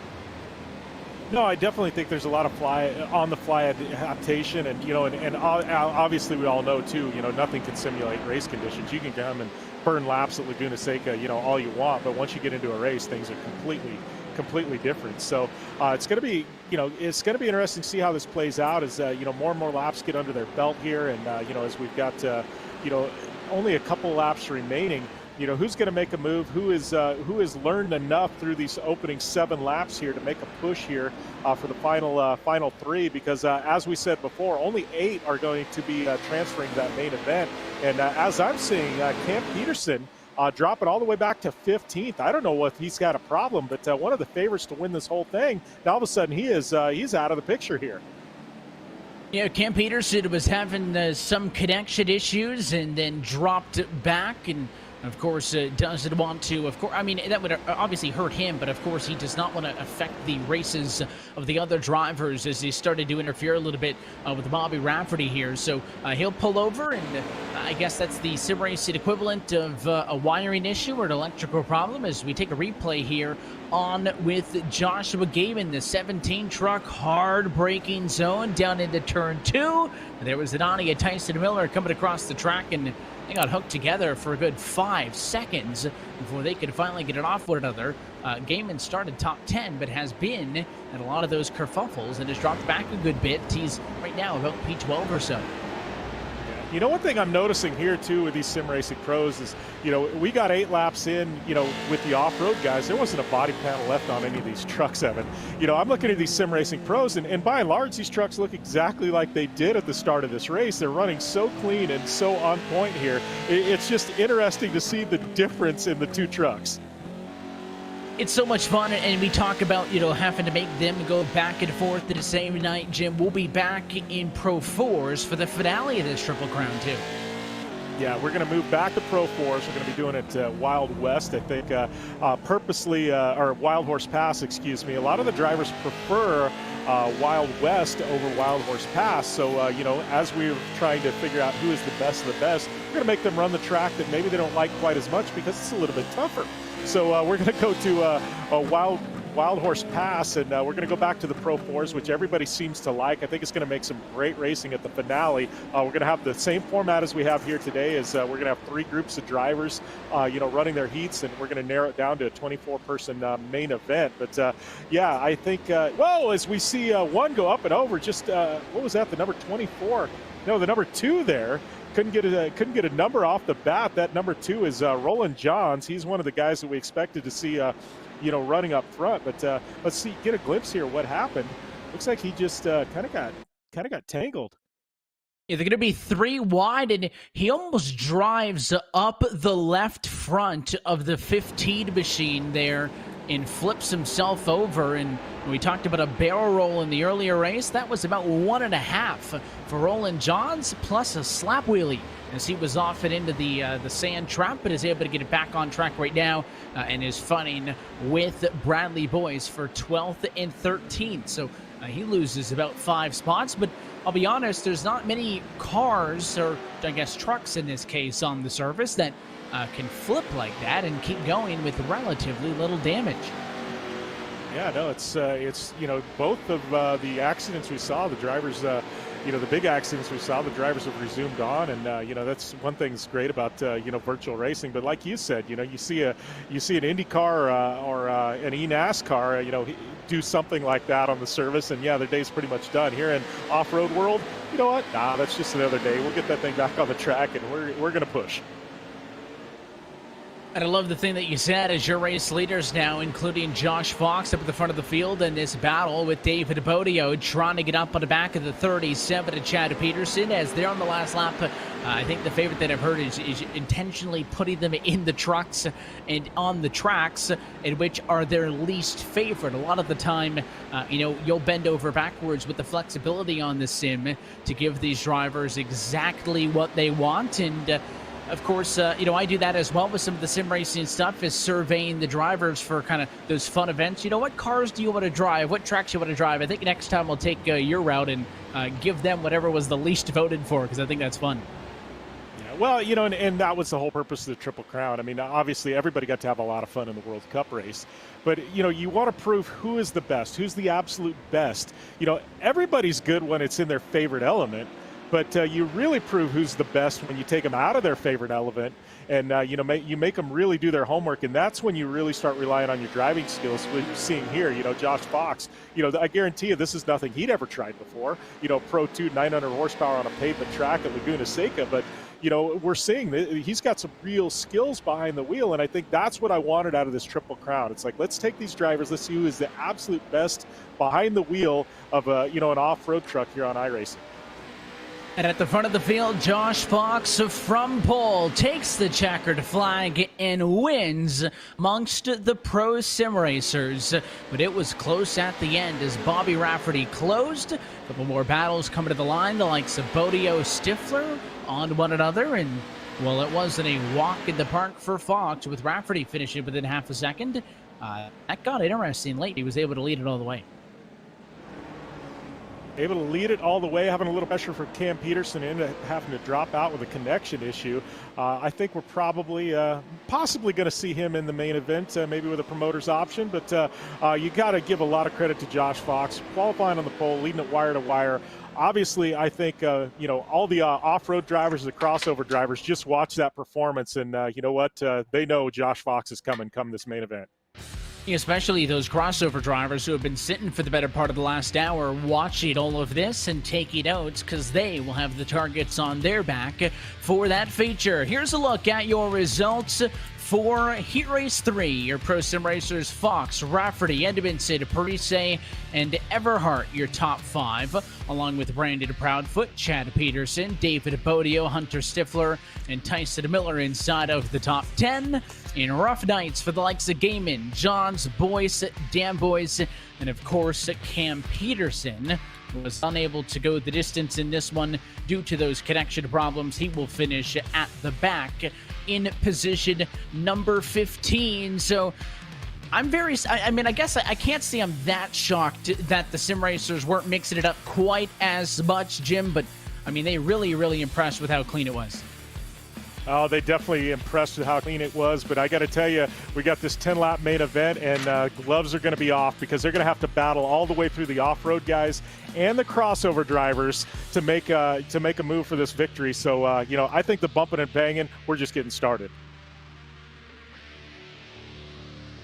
Well, let's chat now with your race winner amongst the sim racers. And Tiffany, that means you're standing by with the driver of the number 12 machine, all Josh Fox, in this one. A big congratulations to you, Josh Fox, opening lap and pretty much taking it from the start to finish. You had Cam Peterson on your tail for a little bit. He DNF'd with connection issues. How does that make you feel? Obviously, you're running really great from start to finish. Yeah, big thanks. Obviously, Cam is no joke in these things, as the last event indicated. So, of course, I kept an eye on him the whole time there. Started to run out of tires a little bit at the end. Certainly a shame to see, Cam have that problem, but I feel like we could have held him off either way. No, you've done a great clean race like we were talking about. With this being a sim racers race, and now we're moving into the main event, you guys will be starting in the back for the main event. What's the game plan for this last race of the evening? Well, it's going to be interesting for sure. There's a mixed bag ahead of us. I'm not exactly sure how the sim racers will line up, but it's going to be exciting for sure. I think the people that are going to have the most success are the ones that are going to be the most patient. So that's kind of going to be the game plan, and that mid-race caution should help out if there's any serious problem, but looking forward to it. Heck of a show. Is there anybody in particular that you feel that might give you a little bit of run for your money in this main event? Oh, Bobby Rafferty was really coming up to me there at the end of that one. He did a great job managing his tires to the end of that one. I feel like it's going to be a little bit different now that we have some traffic to work through. So him for sure. Cam, you can never count him out if he's going to be there. Josh Edmondson as well. A bunch of really good guys coming up through the field here.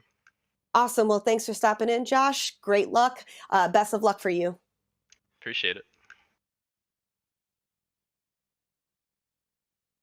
And now we are able to talk to our second place finisher of this last race, Bobby Rafferty. Bobby, you've done a great race. Just talked to Josh Fox. He said that you were able to manage your tires throughout the entire race. Is that a big deal for something like this at Laguna Seca with this many trucks out there? Yeah, it definitely is a big deal. You have to manage your tires, because if you get too much slip angle into the truck, you'll start abusing the tires, and they will go away very quickly, considering, they are an off-road tire and a soft compound. So I think it's going to be interesting trying to manage the tires coming up through traffic.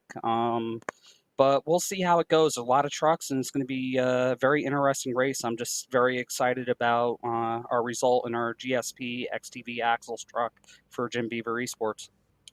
Well, you've done a great job here. Looking at the rest of the pack, is there any driver in particular that you might think will give you a little bit of trouble?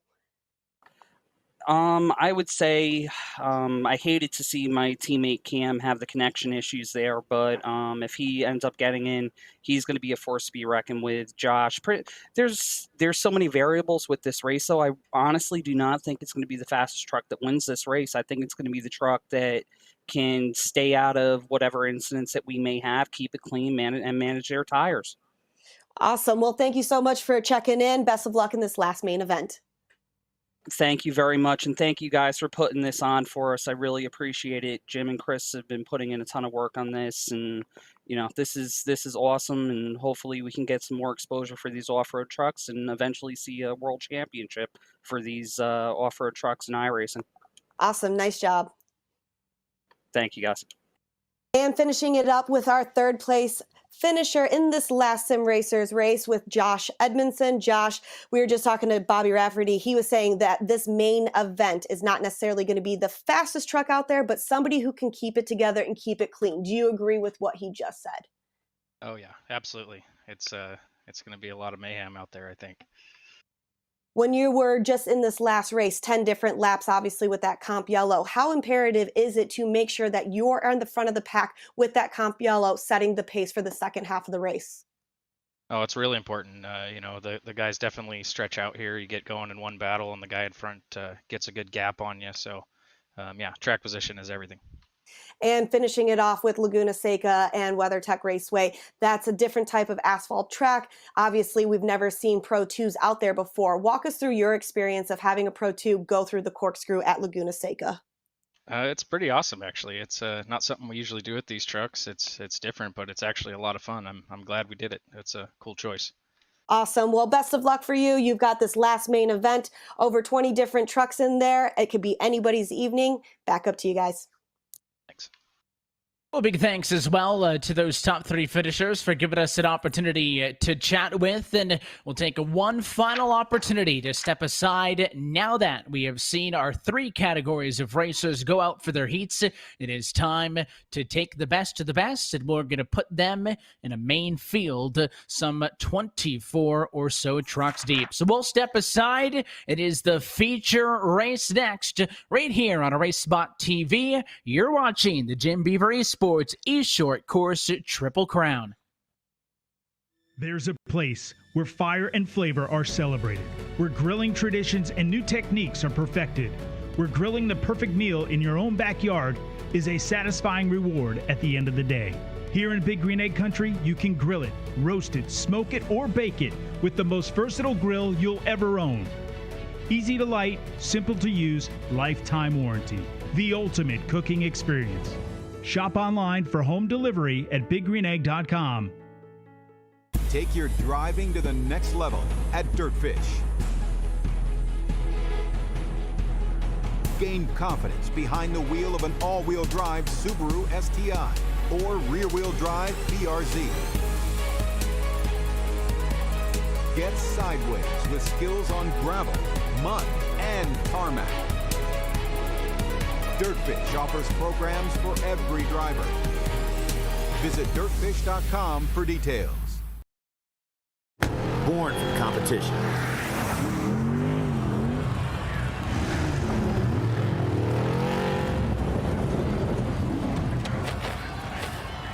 Perfected on the racetrack.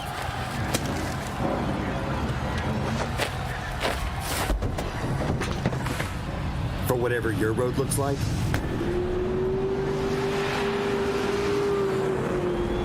with General Tire, anywhere is possible.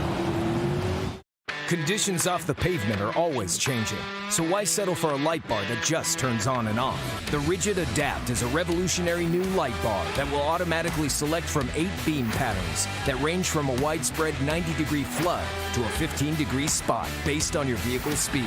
Try that with your knockoff light bar. A dash-mounted controller allows the user to toggle between adaptive mode, beam patterns, and RGBW accent lighting. With Adapt, it's easier than ever to own the night.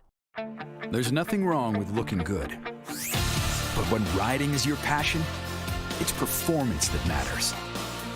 Like having the off-road's most advanced suspension. It monitors input from driver and machine 200 times every second and automatically adjusts each shock to flatten corners.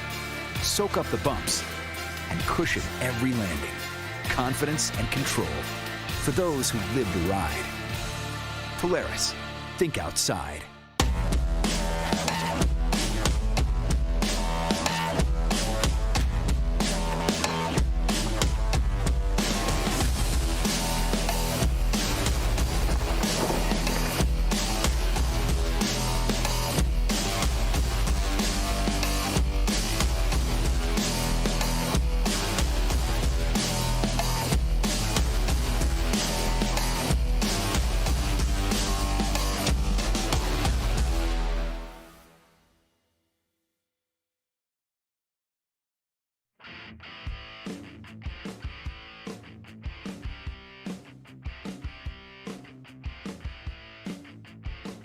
And back live on RaceSpot TV as we have reached the pinnacle of tonight's race, round 2 of 3 on the Jim Beaver Esports eShortCourse Triple Crown, live for the virtual version of WeatherTech Raceway Laguna Seca in Monterey, California. As always, Evan Pasoko, Jim Beaver, Tiffany Stone with you, and we have seen these drivers all take turns. It started with the pro crossover drivers. It was followed up by the professional off-road racers, and you just saw some of the best in the sim world in these trucks take to the track. But now we're going to Frankenstein them all together and go racing for one big 10-lap feature races. We welcome you back up and into the booth. And Jim, we mentioned it off at the very top of this one, but it's the point that I want to revisit. This all kind of started as a one-time only deal with the World Cup a couple of weeks back, but there was so much support and demand for it that it has brought us back, and I think so far showing us why these trucks are so much fun. Been a great night so far. Yeah, and short course is one of the newest disciplines that was brought to iRacing about a year ago. And, I've been fortunate through my team and to watch and things like that. And there's some great leagues going on. There's a lot of young kids in short course that have put together some programs. And, we really wanted to put showcase an event on, and that was what the World Cup was all about. And like you had said, the demand was there. The viewership was there. The sponsors came in. And so we went, all right, well, everybody's got a little bit of extra time on their hands. Let's throw together 2 more events. Let's put together a proper Triple Crown. Let's learn a lot so we can take it next year and even make it, twice as big. But right now, what we're seeing here at Laguna Seca, this was one of the events I've always wanted to do. It was a dream to bring off-road trucks back to one of the most iconic road course facilities in America. And, why not do it with iRacing? Why not do it with the Triple Crown? Let's really see who is the best of the best and who can drive an off-road truck in any and all conditions. And, this is just part of us telling the full story in the Triple Crown. And they're being tested amongst multiple different disciplines, the Pro 2s, the Pro 4s, back and forth, of course, different tracks. But, it's not just like it was last time out, Tiffany, and the difference between, Wild Horse and Wild West. I mean, it is a totally different ballgame taking it out to a road course like this. No, exactly. And this is something that I think the entire motorsports world has been waiting for. And like Jim said, it's been a while since we've seen something like this, especially at Laguna Seca. And to be able to see these Pro 2 trucks really push it and change their drive style, because obviously driving on hard cement, asphalt, or driving in the desert and driving on gravel is completely different, especially for these types of vehicles. Let's talk more about these Pro 2s, Jim, and some of the differences between them and the Pro 4s. And actually a funny story as we were chatting down to the commercial break about where this particular Pro 2 actually came from. Well, and that's the truth. This particular Pro 2, as you notice, it looks a little bit different than the Pro 4s or pretty much anything on the service or any of the other vehicles. It doesn't look like a truck. Well, it's because it's not supposed to look like a truck. The front end's supposed to look like a Polaris RZR. So this truck was actually modeled after R.J. Anderson, Ronnie Anderson's older brother. Him from XP1K fame and some of his antics in Polaris RZRs. But his short course truck is Pro 2. They actually modeled the front end after his Polaris RZR in conjunction with a sponsorship with Polaris, who's also one of my partners. So this truck was actually, they went to R.J. Anderson's shop. They did a full 3D model of the truck and created, what you see here today. So it's kind of funny to see, Ronnie Anderson, racing something that a year ago was actually, something that they scanned in their race shop. And that's a big thing, is obviously there's no way for iRacing to get access to the tracks, and I think most importantly the cars, without teams being open and making these vehicles accessible for them to be able to get scanned into virtual form. So it's funny that, it is basically a standard bearer. You had mentioned earlier all these drivers on a fixed setup, and they are all literally in the same truck. So the differences on track are to be coming down 110% to driver in this, but kind of funny to know that, yes, that virtual truck does have a home somewhere. Yeah, this virtual truck does have a home somewhere, and it belongs with the Anderson brothers there in Southern California. But, it's just one of the great things here about iRacing, is we've been able to take the real world, we've been able to, make it virtual, we've been able to, allow drivers and fans access to get behind the wheel of some amazing machinery that they wouldn't get anywhere else. And this one going to continue into the feature race, but the big thing we've been talking about is the field size, and the race length is kind of the thing that I want to highlight here as we wait to get on track, Tiffany, because it is not longer. You would think maybe a feature race going to be a bit longer. It's still 10 laps. Going to be at that competition caution in the middle. A lot of drivers had mentioned that that might be kind of the deciding moment in the race if they have issues off at the top. So it was wild with 7. It was wild with 17. But the biggest field of the night as well with the invert, essentially, because we qualified for all of those earlier races. So the faster trucks were at the front, slowest at the back. We're putting all those pro sim racers who were the only drivers all night to be getting down into the 1 minute 39 second bracket. They're going to be at the rear. So it's going to be chaos from the get-go. Yeah, and I think that's one thing that's going to be interesting here. You've got the fastest in the back. You've got the crossovers in the front. We've got the off-road drivers in the middle.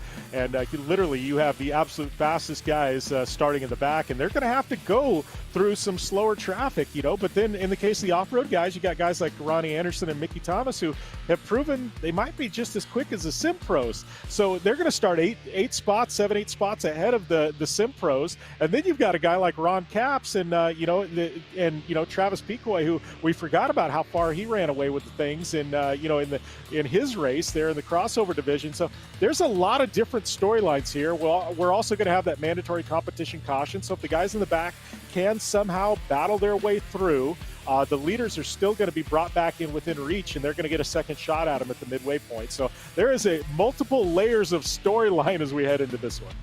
And we are 3 for 3 so far tonight with the driver at the front of the field finishing up there. It was, of course, Picoy in that first one, followed by Thomas in the second and Fox in the third. It has always been the driver who started up at the front of the field to win.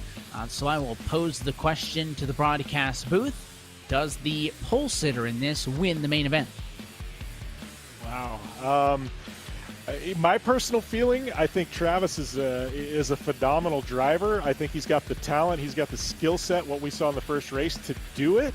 But that being said, 10 laps, and and he's going to be racing against a field 3 times the size of what it was when he won his race. I think it's going to be a tough road ahead if he wants to take this thing wire to wire. I think I'm going to have to lean in the same category, Tiffany. I think he has a chance to, but there's just so many variables. It's tough to kind of lock in an answer.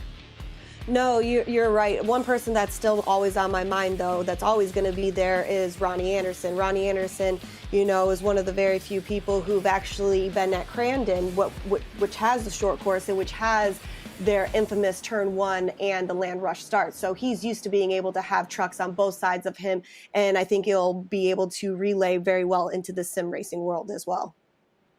Well, there is no qualifying session for this one. Again, they are currently working in a 5-minute warm-up session. That's got about 30 seconds left or so because the qualifying grid set by finishing position earlier on in this one. And no shock, the likes of Thomas, Peterson, and Fox, 1, 2, and 3 on the practice chart. So they're not going anywhere, but I think we may see some of that chaos that we've been used to seeing around P10 for the race lead, because again, when you kind of take the best of the best and put them together, I think there's realistically about a half a dozen trucks or so that could win this, and that's all dependent on if the trucks stay in one piece. We've had 2 flips out of the 3 races so far, maybe more chaos as well. I definitely think we're in store for a lot more chaos with 25-ish trucks on the track here at Laguna Seca. You know, it looks like, you know, the weather temps have been hot. You know, guys are worrying about tire wear. I'm worried about the trucks and the damage. This is going to be an interesting one.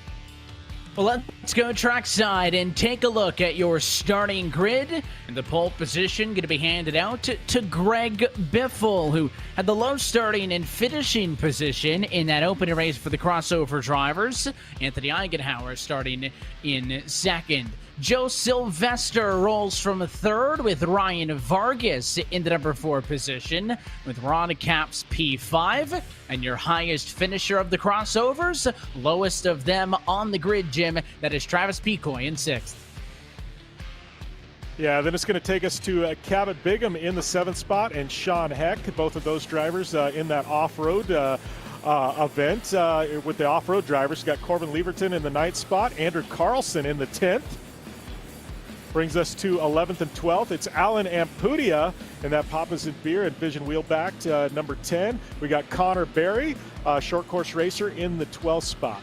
Trenton Briley and Ronnie Anderson, the man to watch, going to be starting all the way back in the 14th spot in that number 52 entry.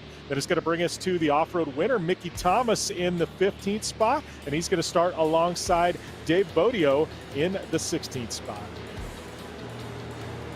And continue it on down through, some of these other drivers. Now we get into those sim racers. So these are some of the faster ones, but they're way at the back. So you've got Peterson, Proudfoot, along with the likes of Matt Everhart and Connor Parise. These were the drivers, Jim, who were clean, but I have a feeling they might actually have to get a bit physical to get through all the traffic in front of them. Yeah, I definitely think they're going to have their work cut out for them, you know, to come all the way from the back, but they're supposed to be the best in the world. Let's see if they really are. Then you've got Josh Fox, Luke Canup in the 24th spot. He qualified in through promoter's option. He had kind of drew a short straw there, so they decided to put him in, as well as Cam Peterson. And the 26th spot goes to Roland Johns in the number 2. So that is a look top to bottom. 26 Pro 2 off-road trucks are getting set to do battle at the historic WeatherTech Raceway Laguna Seca. It has been a fun night of action so far, and this is your main event. Happy that you're with us on RaceBot TV and iRacing Live. Pace car down and in as we look for the big green egg coming to green and say, let's go racing from Laguna Seca. We're off and away. It's the eShortCourse Triple Crown. Looks like Greg Biffle going to be taking us here into turn number 1. I'm expecting a lot of excitement here in this first lap. 3 wide already for second, and somebody's getting turned off of the racetrack. Way out of control was one of the trucks turned around in the rear of the field as there is so much contact. That's all the sim racers towards the back getting physical after their MO to this point has been keeping the trucks clean. But out in front for a moment in time, Ryan Vargas and Greg Biffle 1-2 and a big spin behind. It was Joe Sylvester off, also seen Cabot Bigham into the dirt as well. Yeah, it looks like Cabot, tough break there for him, running there about mid-pack, trying to fight his way through, and you know, he's going to be the benefit of that mandatory competition caution at the midway point. But going all the way back up towards the front, the number 23, that is Ryan Vargas there, putting a great effort. He wants that clean air. NASCAR Xfinity driver. You know, he knows how to run the road course. Now that he's got clean air, we never saw him with clean air there in the first race. We're going to see what he can do. But Greg Biffle hanging tight in the second spot. He's doing a good job, of course, with all of this chaos as there's more trucks struggling to keep it on track behind. But, I mean, Travis Picoy has done a phenomenal job, of course, top finisher in that first group, that first race, which put him in the back. But just kind of sit back and appreciate what we're looking at right now. 2 and 3 wide with all of these trucks as we come to the completion of lap 1. It's a real tight hairpin down here. Oh, it is definitely a tight hairpin. And look at him on the binders hard. Mickey Thomas being pushed through. Oh, that is, I couldn't see the number there. Somebody went up and over. Looks like that is Mickey Thomas caught up in the mix there. Looks like Trenton Briley going to going to shuffle through. We got the number 15 of one of the Vision wheel truck, one of the Jim Beaver Esports entries there as we go back to the replay.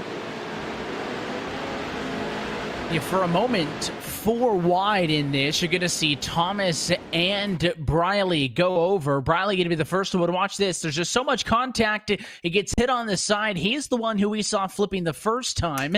There's that Vision wheel truck on the inside. But then there's the second flip. That was Thomas up and over after he hit the 15 truck who was turned around on track. So a tough break for Dave Bodio there. All the trucks involved, though, come to rest on 4 tires, and we stay green, of course. There are no full course cautions in this, only that competition yellow and halfway through. And Ryan Vargas, right now, your leader. He's opened up a little bit over Greg Biffle, who you see funnied with now with Corbin Leverton, as they're going to be all over each other down and into the corkscrew. They both got passed by Travis Picoy this lap, so he's up in front of them for second, and Biffle not willing to let the 25 take away third. Well, you got to give Corbin Leverton a lot of credit. He came out firing. You know, he came out of that mid-pack. He came out of the off-road driver group, and, you know, he's pushed his way through all the crossover drivers, you know, finding himself here in a top 3 spot. I mean, he's having a great run. And I think pushed his way through, the best way to put it, because we saw a lot of contact off at the start. We saw another flip, so we're 3 for 4 in that category tonight. Is one of the trucks diving to the pit lane and maybe taking the quick repair. That was Roland Johns into the pit lane. 1 fast repair available for these drivers to get a reset on their truck. And we saw some of them strategically using that quick repair shy of the comp yellow in those heats earlier. But you look at it, Christian Peterson trying to get through the field. He's all over Anthony Eigenhauer right now. The battle is for 8th and 9th. And again, Peterson had to lose a lot of spots as somebody's flipped over in the back of the pack. It's Andrew Carlson. Carlson looks like he was up on the bike there and just kind of laid it on its side. We're going to see if that truck can get back over, you know, and resume here as we get a look at what's happened here with the number 15.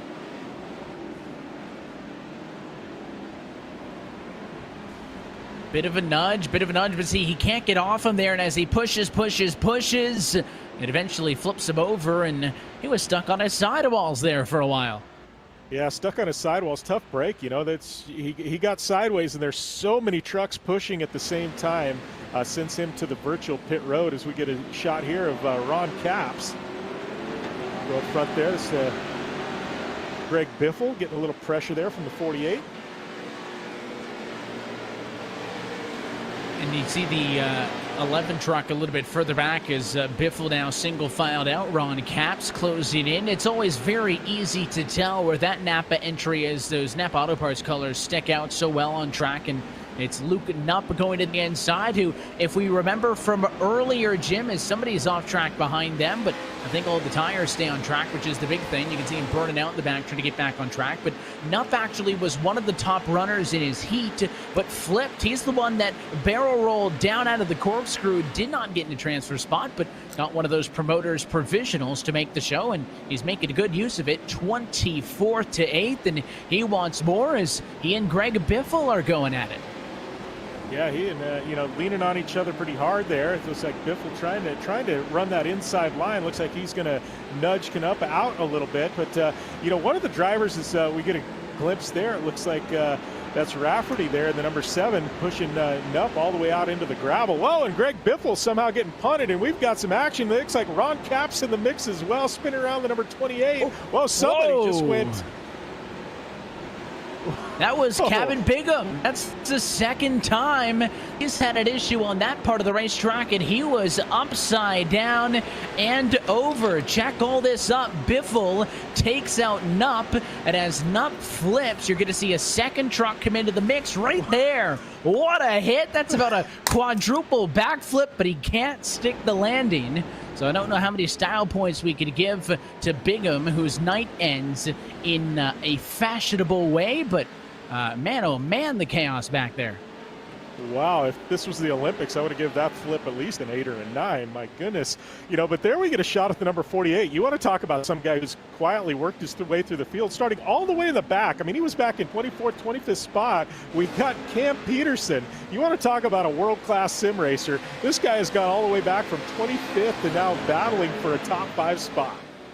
And he wants more because he is looking to the outside of Brandon Proudfoot. The battle would be for 4th and 5th position of the 22 truck maintains on the bottom. You've also got Corbin Leverton in this battle. And, of course, Cam Peterson, by DNFing in that Pro Sim Racers race, he was the highest of those drivers to start in this P25. The next closest, he started P25 because of the DNF. The actual driver who was actually able to finish this one in actuality would have been behind Mickey Thomas, who we saw roll off the grid in 17th. So Sean Heck was back in that position. So the drivers 18th on back on the grid, the drivers who qualified in as the Pro Sim Racers, and no shocker, they're led by Proudfoot and Peterson. Yeah, Proudfoot and Peterson having a great run here. I do want to mention Proudfoot. He's carrying the Rigid Industries colors. Rigid's a big sponsor and big supporter of this event. With everything going on in the world right now, they are donating 5% of their sales to the United Food Bank. So if you use the code COMMUNITY when you buy at Rigid Industries website, 5% of sales are going to go to the United Food Bank. On top of that, you'll get 10% off your purchase and free shipping. Code is COMMUNITY. So big thanks to Rigid Industries for giving back in this time right now. And even in the sim racing space as well, as kind of the only option, and I think the best option to give us some sort of racing activities during these times. So many great businesses and brands getting involved to support this. As 5 laps are complete, there is your competition caution. And I'll tell you what, Ryan Vargas has really impressed me in this one.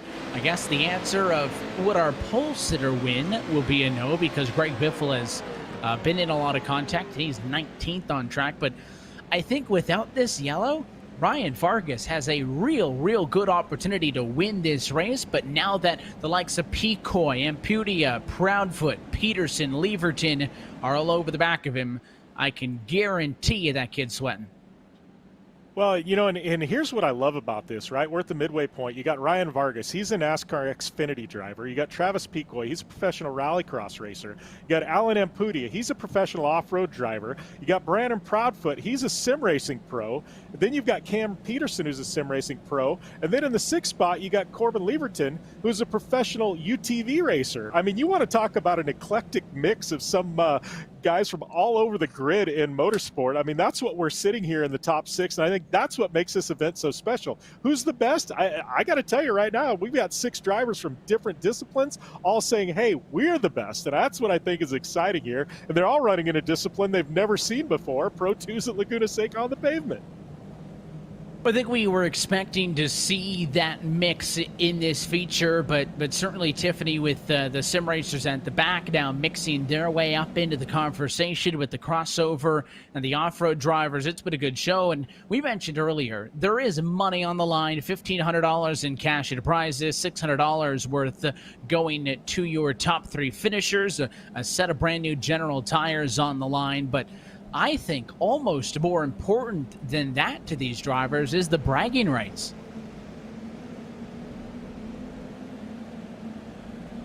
Well, I definitely think the bragging rights are a big deal here. You win an event, whether you win the Triple Crown as a whole or you just win an individual event and in the Triple Crown. I mean, that's something that definitely goes on the resume, especially when you're talking sim racing. These guys, everybody trying to build their resume right now in the sim racing world. So we go back to Green Flag Racing here, and Vargas is going to take us down through the corkscrew. The last time tonight that we see the big green egg coming to green, and here's the battle for second. Ampudia gets around Proudfoot, who was a little bit slow that time through. The big loser, Travis Picoy, the 3 truck, falls to 4th, and he's now in the clutches of the ever so challenging Cam Peterson. Cam Peterson, you got to give him a lot of credit. He sat back, he's, worked his way clean through all the chaos, now find himself right around the top 5 in this event. With half a race remaining, he's going to be pushing hard. He's definitely one to watch, but right now, look at Vargas there, Corbin Lieberton getting a lot of pressure there from Bobby Rafferty. Yeah, Rafferty's done a good job, 22nd to the top 10. In fact, Peterson, Fox, and Rafferty all started outside of the top 20, and they were all able to make it up into the top 10 less than halfway through this one. But Peterson bouncing off the 10 of Ampudia, so it'll check him down just a little bit, slows him up, and here comes the 12 of Josh Fox, looking to go 3 wide to the left-hander in turn 5. Not going to do so. Peterson in front, but with a bit of a bump and run, Fox gets around the 10.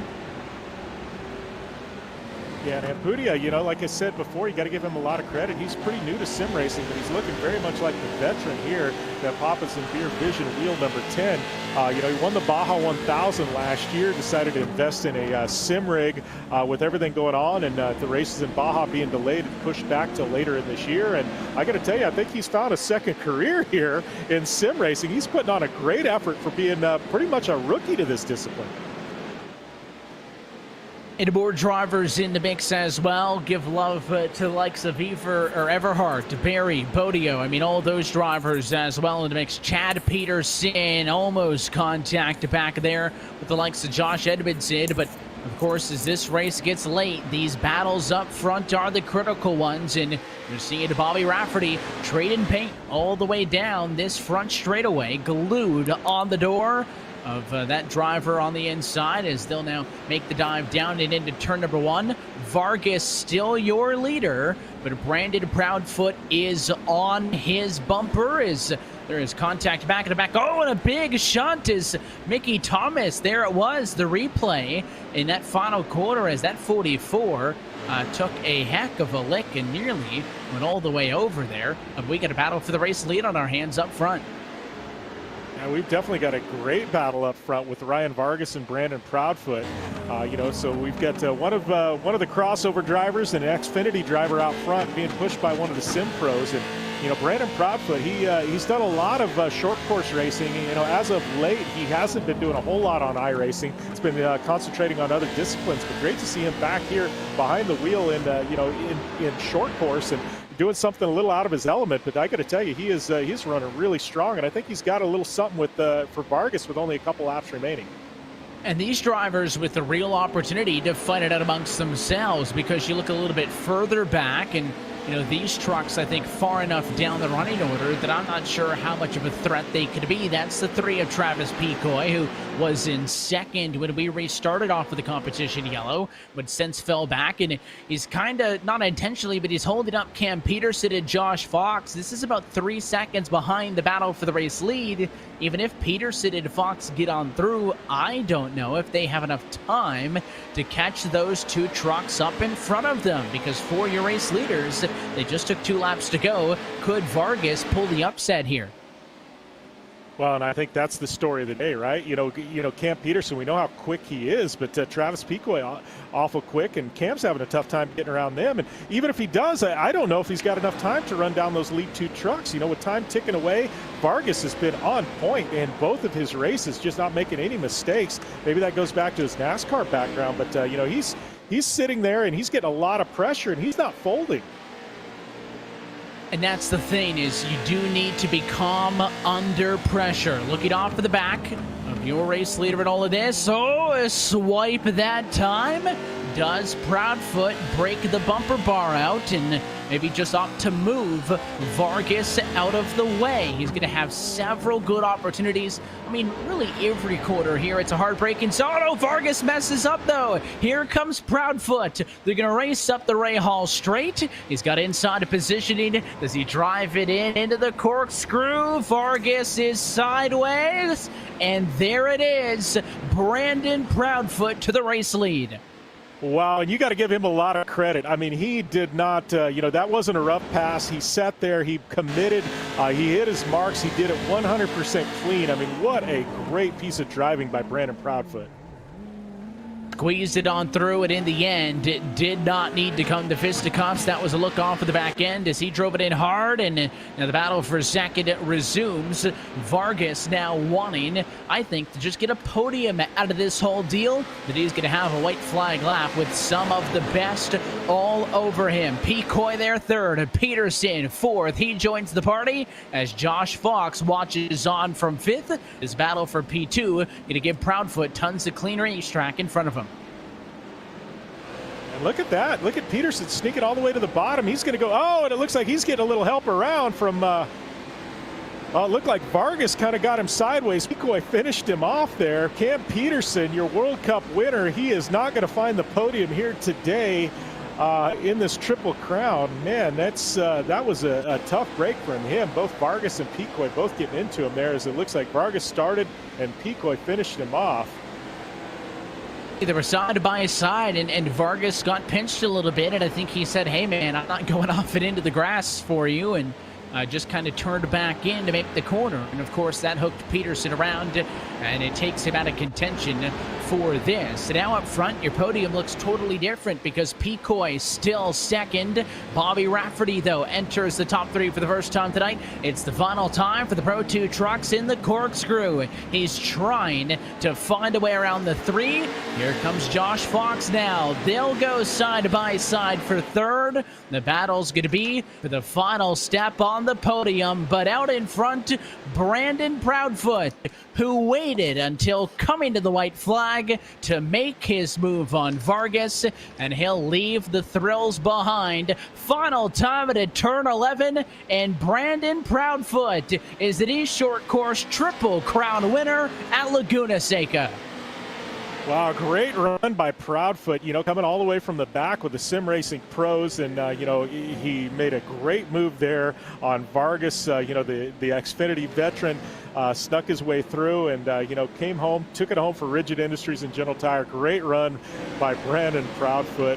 And, you got to give Travis Picoy a lot of credit, though. He, very new to this track and these trucks here on iRacing, and, put on a great race there in his event, and coming home with a podium finish here. Great run for Picoy. Of course, the starting order for this race was set based on finishing position in those split-up heats. Proudfoot was a P6 car in the sim race split, but he is the feature race winner. You can see all the drivers coming to congratulate the number 22. Let's take a look at tonight's unofficial race results.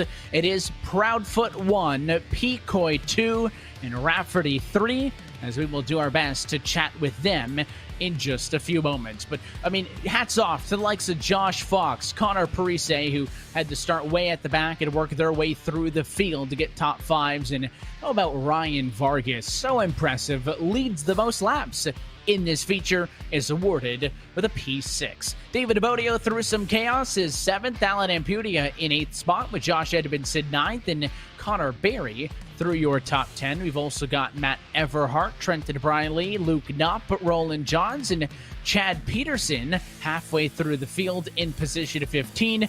Corbin Leverton, Mickey Thomas, Cameron Peterson, who got spun on that final lap, ends up in 18th spot, with Sean Heck 19th and Anthony Eigenhauer in 20th. Two more trucks actually finished on the lead lap. It includes Greg Biffle, Joe Sylvester, some of your top 5 starters through 22nd. And the drivers who don't make it all the way will include Ronnie Anderson, Ron Capps, Andrew Carlson, in Cabot Bigham through position number 26. A look top to bottom at your full race results today from Laguna Seca. Certainly a thrilling one. Jim, can't say that you walk out of here disappointed. That was a great show.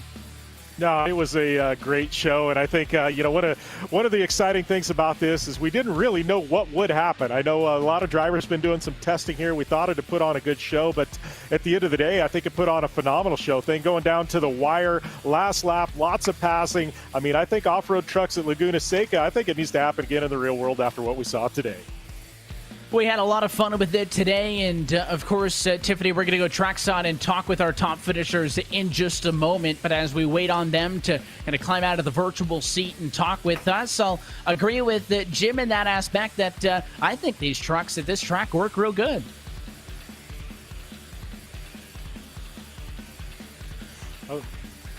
Looks First like of all, Yeah, you there, Tiff? No, I am. I wasn't sure. I was just looking at everything and just so excited because looking over at my notes, Brandon Proudfoot, a big congratulations to you. 100% clean going into the corkscrew where you took over Vargas. Walk us through that last few steps leading into your final top spot.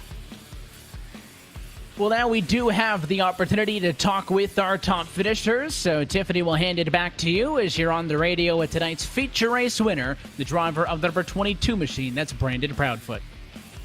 A big congratulations to you, Brandon. You did a phenomenal race. Obviously, 100% clean. I was just telling the guys, you did that into the corkscrew where you took over Vargas to take that top spot leading into the white. How does that make you feel?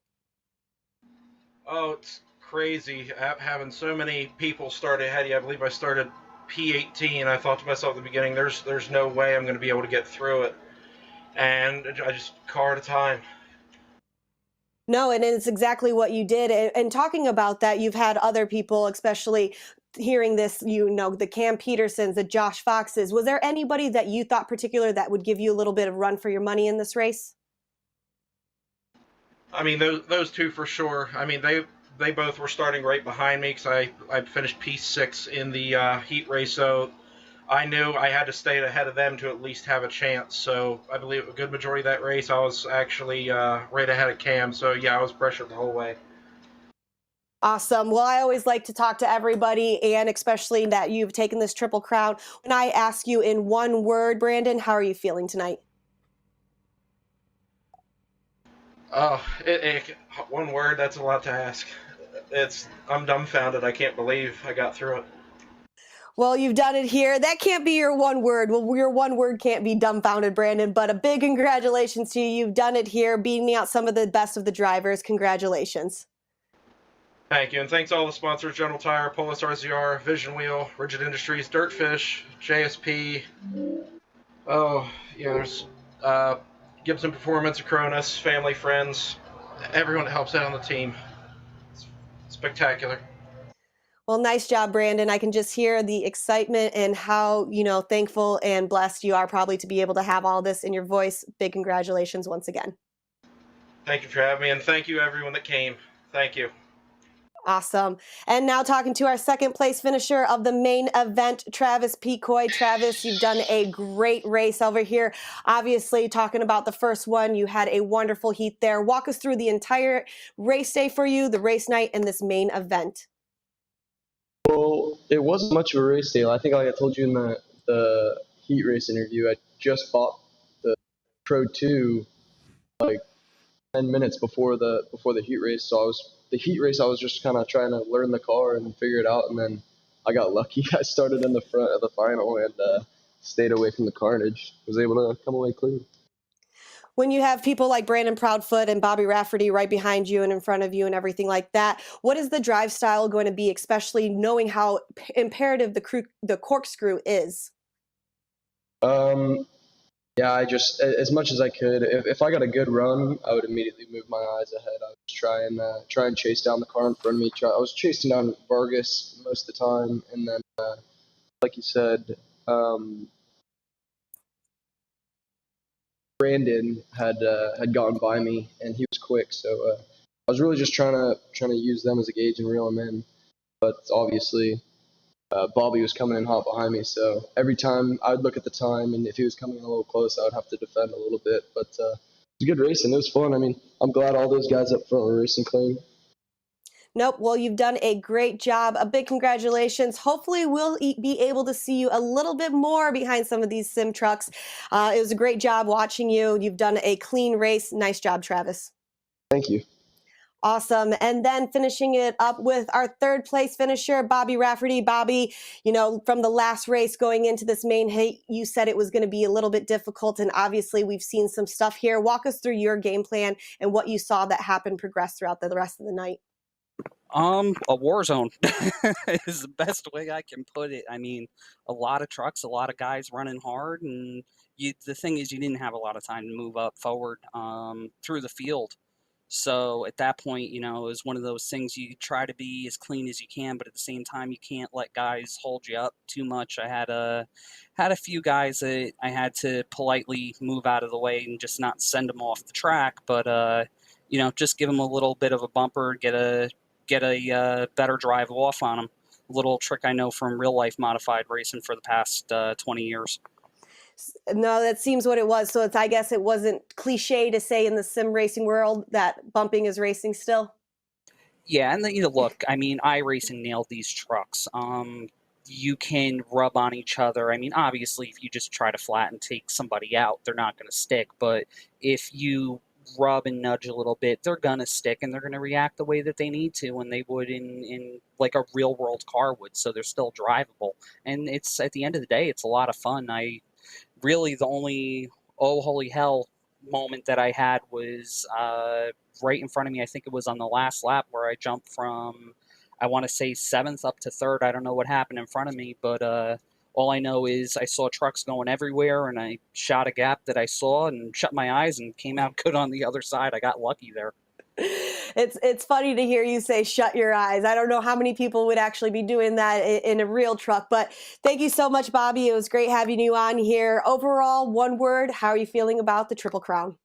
The Triple Crown is great, and before you let me go, I absolutely, without a doubt, I've got to thank Chris Leone from iRacing, Jim Beaver Esports, Jim Beaver, and all of our partners and sponsors, the Down and Dirty Radio Show, General Tire, Polaris Razor, Vision Wheel, Rigid Industries, LED Lighting, Dirtfish, my main sponsor on my truck, GSP XTV Axles, Gibson Performance Exhaust, Acronis. And I also got to give a big shout out to one of my teammates whose company sponsors me personally, Sant Racing Fabrications, and Bobby Sant. He makes some of the absolute best sim rigs and triple monitor stands on the market, most adjustable, best rigidity. If you guys haven't checked them out, go ahead and check them out. He's also running a special right now. He's got free shipping on any order over, I believe it's $625. And then also 07 Designs and Matt Everhart, our designer, he makes us look as good as we do on the track. That's awesome. Well, big congratulations to you. Always great to chat to you, Bobby.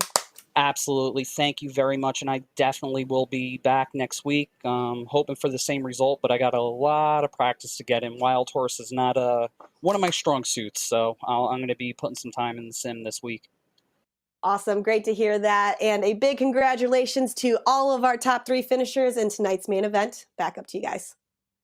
Well, big thanks to those top 3 for giving us their time, and a congratulations once more to Brandon Proudfoot, Travis Picoy, and Bobby Rafferty, and a kind of a good segue with Bobby talking about next week. But before we do that, Tiffany, I want to go back down to you one more time as we close this one out and get your final thoughts on what was a super unique and fun event today. No, it was awesome. I've actually never been able to go to Laguna Seca in person, so being able to see it right here and seeing how crazy that corkscrew is on a screen, I couldn't imagine how crazy it would be to be in person. And of course, seeing the Pro 2 trucks out there, 900 plus horsepower, you're normally not going to see it on an asphalt track like this, like Laguna Seca. So this was amazing for me in itself. And of course, we will continue this Triple Crown, Jim, with one more event, at least for now. And again, something tells me with the way that people have enjoyed seeing these trucks on track these last couple of weeks that next week, well, it may end the Triple Crown. It will be far from the last of them that we see here on the iRacing airwaves, but certainly looking for another exciting event to close off this trio of races. Yeah, I'm definitely looking forward to moving back to the dirt for the final round there at Wild Horse Pass. I mean, Pro 4s, we're going to do it, go out in style, the biggest, baddest off-road trucks on the planet, and we're going to do it in my home state of Arizona there at Wild Horse Pass. I'm really looking forward to that, doing it in the dirt. I think we're going to have a lot of the same drivers. I know there's a few pretty big-name crossover drivers that want to get in on this last event of the Triple Crown. And big thanks to General Tire. They have stepped up, and every single winner of each Triple Crown event is going to go home with a brand new set of General Tires. So that's a pretty big investment on their part on this Triple Crown, and really fortunate to have them, involved. So a shipment headed to the way of Cam Peterson and now Brandon Proudfoot, who's your race winner today from Laguna Seca. That'll do it, though, for us here tonight on our RaceSpot TV broadcast team. For everybody behind the scenes that making this happen, heard Chris Leon shout it out, of course, Jim Beaver and the Jim Beaver Esports team, iRacing, and everybody get involved. But, of course, for your broadcast team tonight, for Tiffany Stone, Jim Beaver, and myself, Evan Pasoko, I want to thank you for tuning in and congratulate Brandon Proudfoot, who is the Triple Crown winner from WeatherTech Raceway Laguna Seca. We'll catch you, though, next weekend. It'll be Saturday, May the 16th, at 6 o'clock p.m. Eastern Time start from the virtual Wild Horse Pass Motorsports Park. That race, the finale of the 2020 Jim Beaver Esports eShortCourse Triple Crown, can be found right here on RaceSpot TV and iRacing Live. Until next time, good night from Monterey.